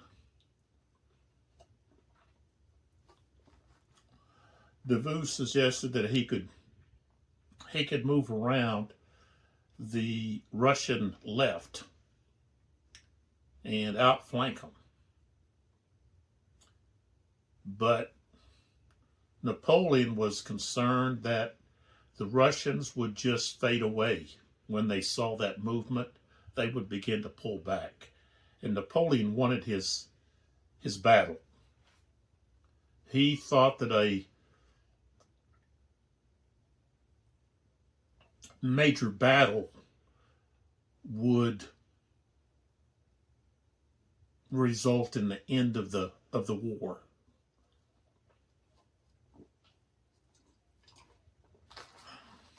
If he could bring the Russians to battle, then he could possibly end the war and get them to sue for peace.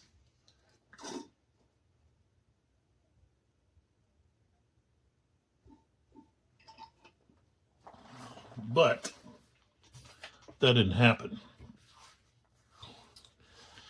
And Napoleon should have listened to Davout.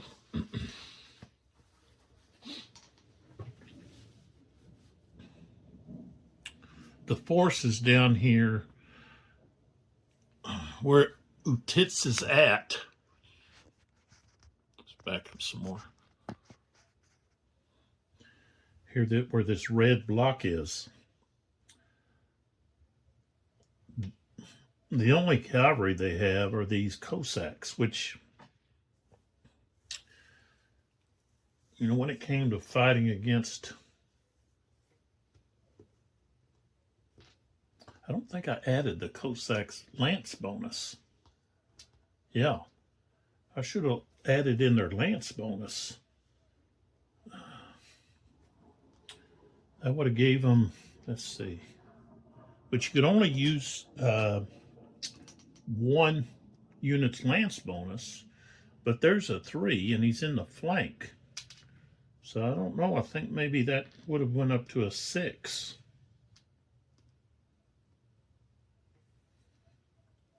Which would have possibly put him over into another higher odds. You don't get to use the lance bonus of all the units.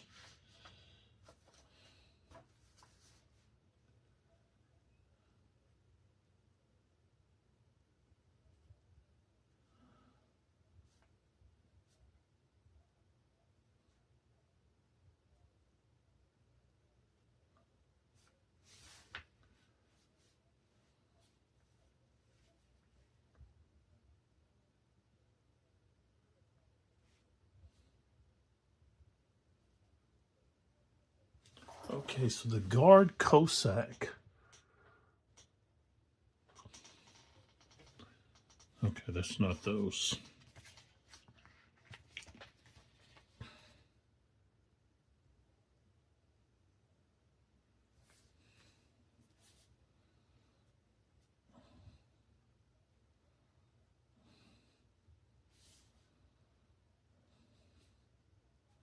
Yeah, may add their lance bonus to their melee values before any terrain modifications.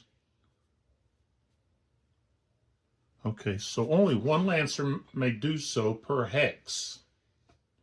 So actually, we had 2 different hexes. So we've got a 3 there, but he's got 2 losses. There's 3. So that would have been 12. And yeah, I think that would have put him over into another odds, a higher odds resolution. And I didn't add that.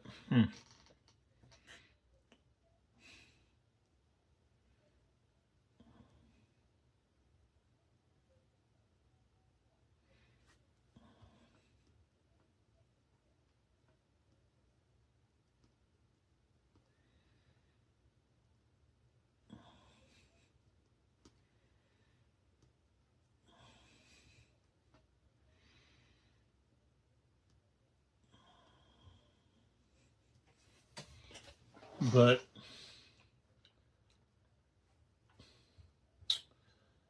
I think the French are going to be able to turn the flank. You got Poniatowski and the 5th Corps are going to be coming up this road right here.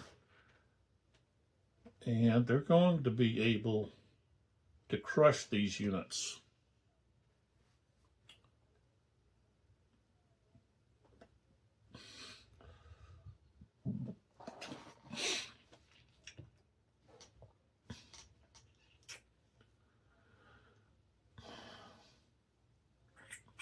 Which I could possibly bring these militia units in to help support, but they've got such high morales, 43, that I don't know that they would be that much help. I think it's generic for the most part. So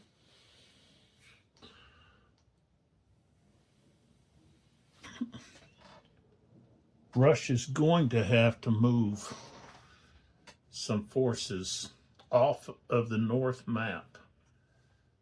And I'll have to pull up the north map to see where those units are set up at and see which ones are going to be closest and can shift down to support. And they're going to have to be put in road march.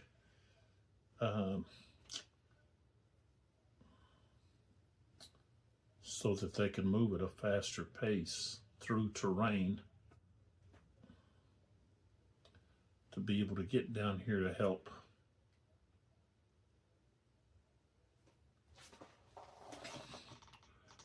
And it's possible that they're going to need help at the Great Redoubt here because of all these forces here coming in here.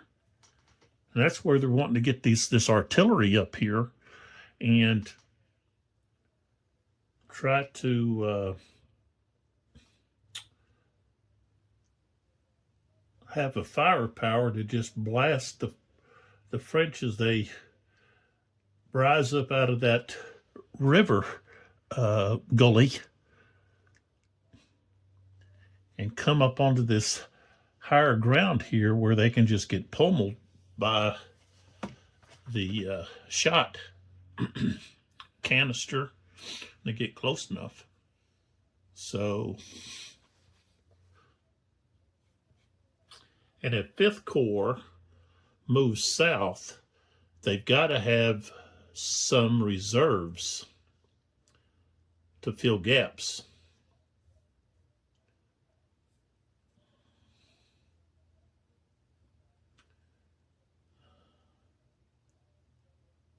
And of course, Napoleon can use his different elements of the guard, to, if there's a gap that's formed, then to shoot them through there, especially the guard cavalry, to send them through there and get in behind where they can wreak some havoc. So the Russians are really spread really thin. And I just don't see how they're going to be able to hold Utitsa in the left flank.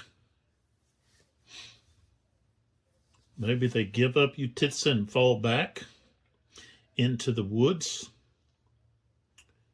and use the wood terrain. That's probably going to have to be what they do.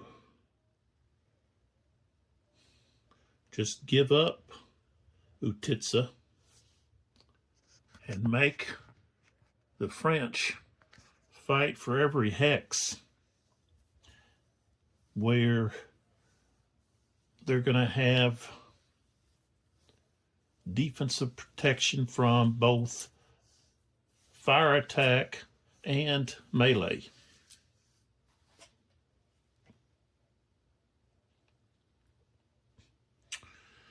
Fall back out of these orchards, fall back from here,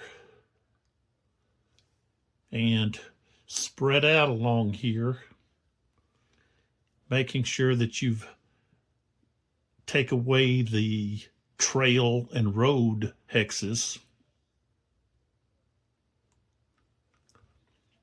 and you won't have to worry too much about sending help down. So Kukov is going to have his units fall back. You know, they could give up some of this artillery as the rest of the troops fall back, and as the French move in, they can make them pay dearly. So I think that's going to be the Russian plan going into the next hour, is just give up Utitsa and not allow those forces there to be destroyed, and also the flank to be turned, which would require troops from the north to be road marched down, or just marched it all down south.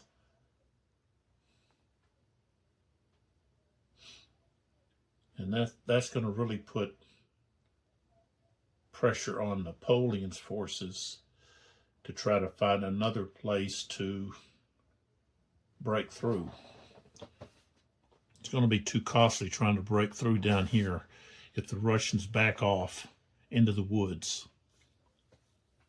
Time consuming and result in a lot of losses.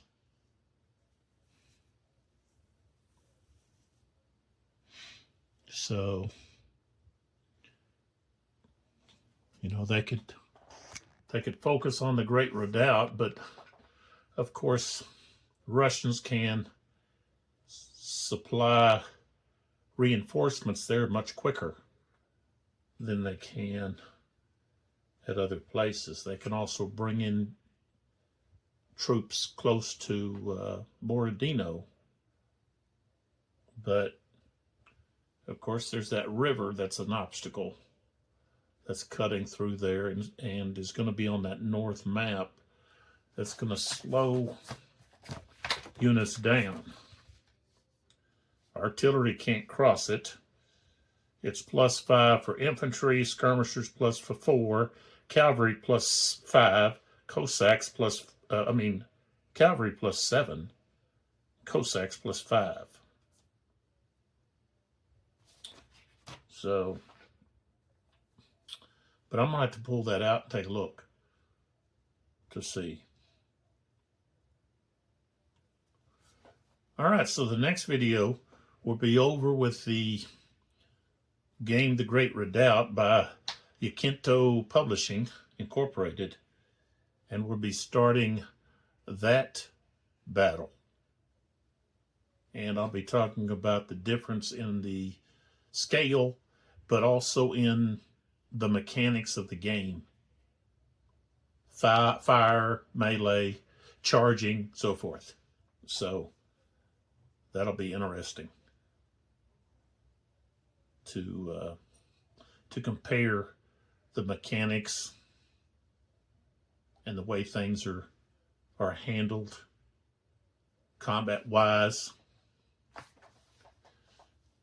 facing, formations, all of that good stuff. The chrome, I guess, is what is called the chrome.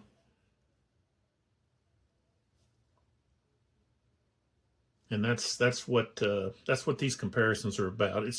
It's not to compare games to identify one that's saying one's better than the other, but it's to take a look at how the game designers decided to handle the different aspects.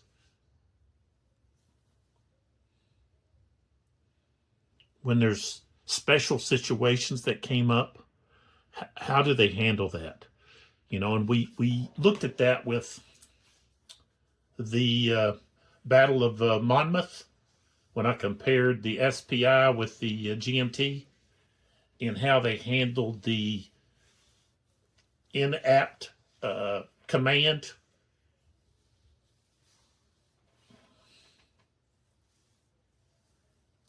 of Lee during the battle, that was handled differently.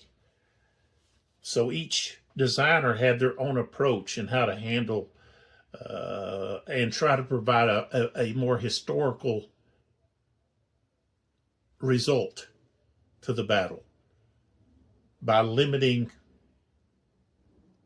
Lee's command in different ways. And I think both of the mechanics that were used worked. I don't think one was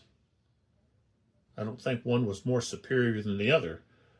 I mean, it fit the game, and it was clear that there was problems within Lee's command due to things that happened based on the mechanic that was there to keep the player from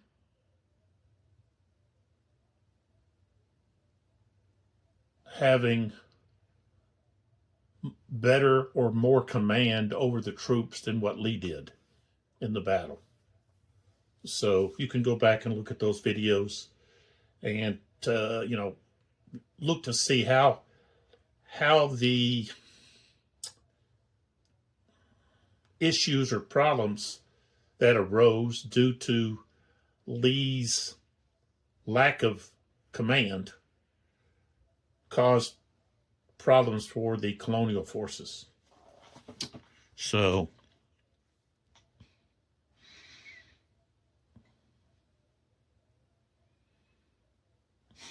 it's been interesting to see the origins of the La Bataille system, and the rules of 1975 were not changed.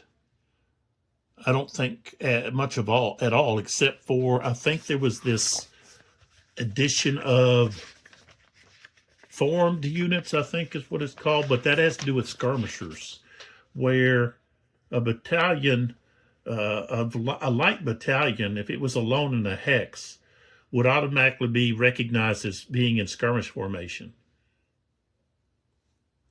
And so they added this what they call it,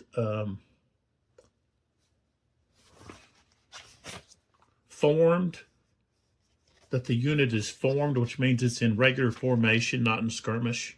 And you have an F. It was a counter with an F.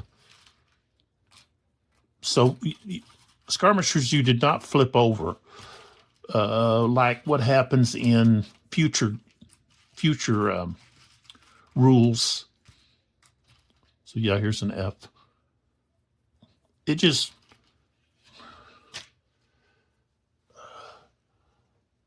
that was placed on a light infantry battalion to signify that was alone in a hex, that it formed in regular formation. It was not in skirmish mode. Well, I just flip them over. So if we take a look here in the woods here, we've got some skirmishers on both sides, here and here, and they're just flipped to signify that they're in skirmish formation. If they're not flipped, then they're in regular formation, which in this game, there's only column. There's no line formation. And so there's no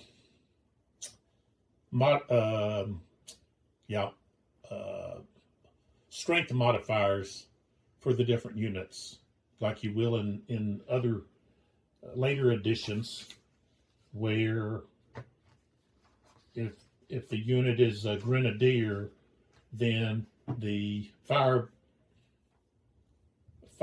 strength will be modified. Same thing with being in line, a unit that's a line infantry or so forth, militia, so forth. And if you've played the Labatai, then you understand. So all of these units are in column. Cavalry, they only have one formation, which is column. And the designers noted that because of the terrain, line cavalry would have required too much space. So column cavalry is, whether that's what actually took place, that's what the design notes say. And I'm not going to argue with that until I've taken a look at some historical data on that. But it makes this game a lot simpler in that you're not worried about formation. You're not worried about, general order, column, line, and you don't have disorder, you just have route. So a unit is either in good order or they're routed. And here's a route unit right here. They have this star on counter placed on them. And that can happen if you have units that are overstacked, which has happened. But it can also happen due to casualties or from charging.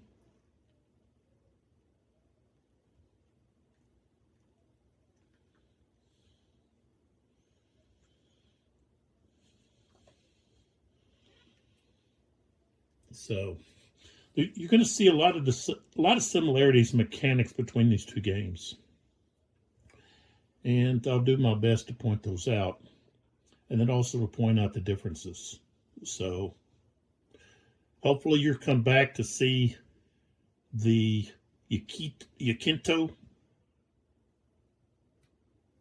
the Great Redoubt game, and it has a much smaller footprint. You've got the whole map basically on what's basically one map here.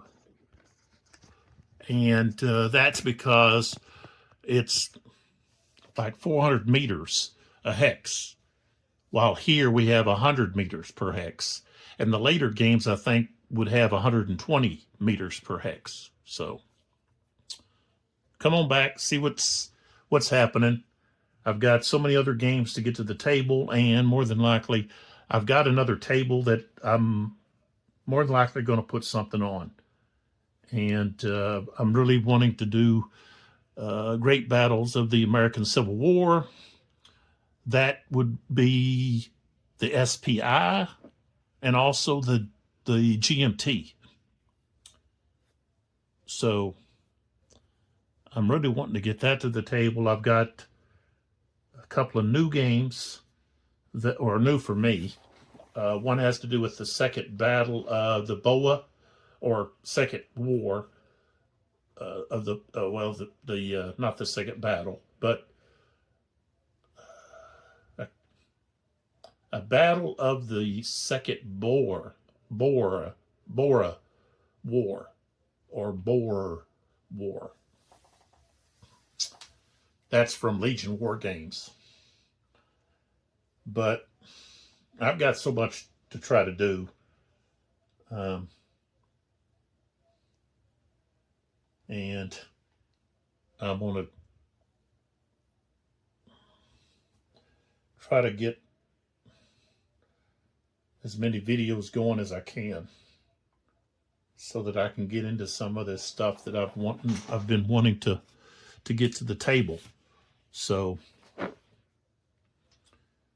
come back and check it out, and put out a comment. Let me know what you think. If you think this is a much maybe easier rule set to use and not be bogged down with a lot of different formations and other added rules, or if you like more rules to simulate the various arms of the Napoleonic War and the advantages and disadvantages of those. I like to see comments, read them, and appreciate all of the feedback and support that I get on this channel. So I'll see you in the next video.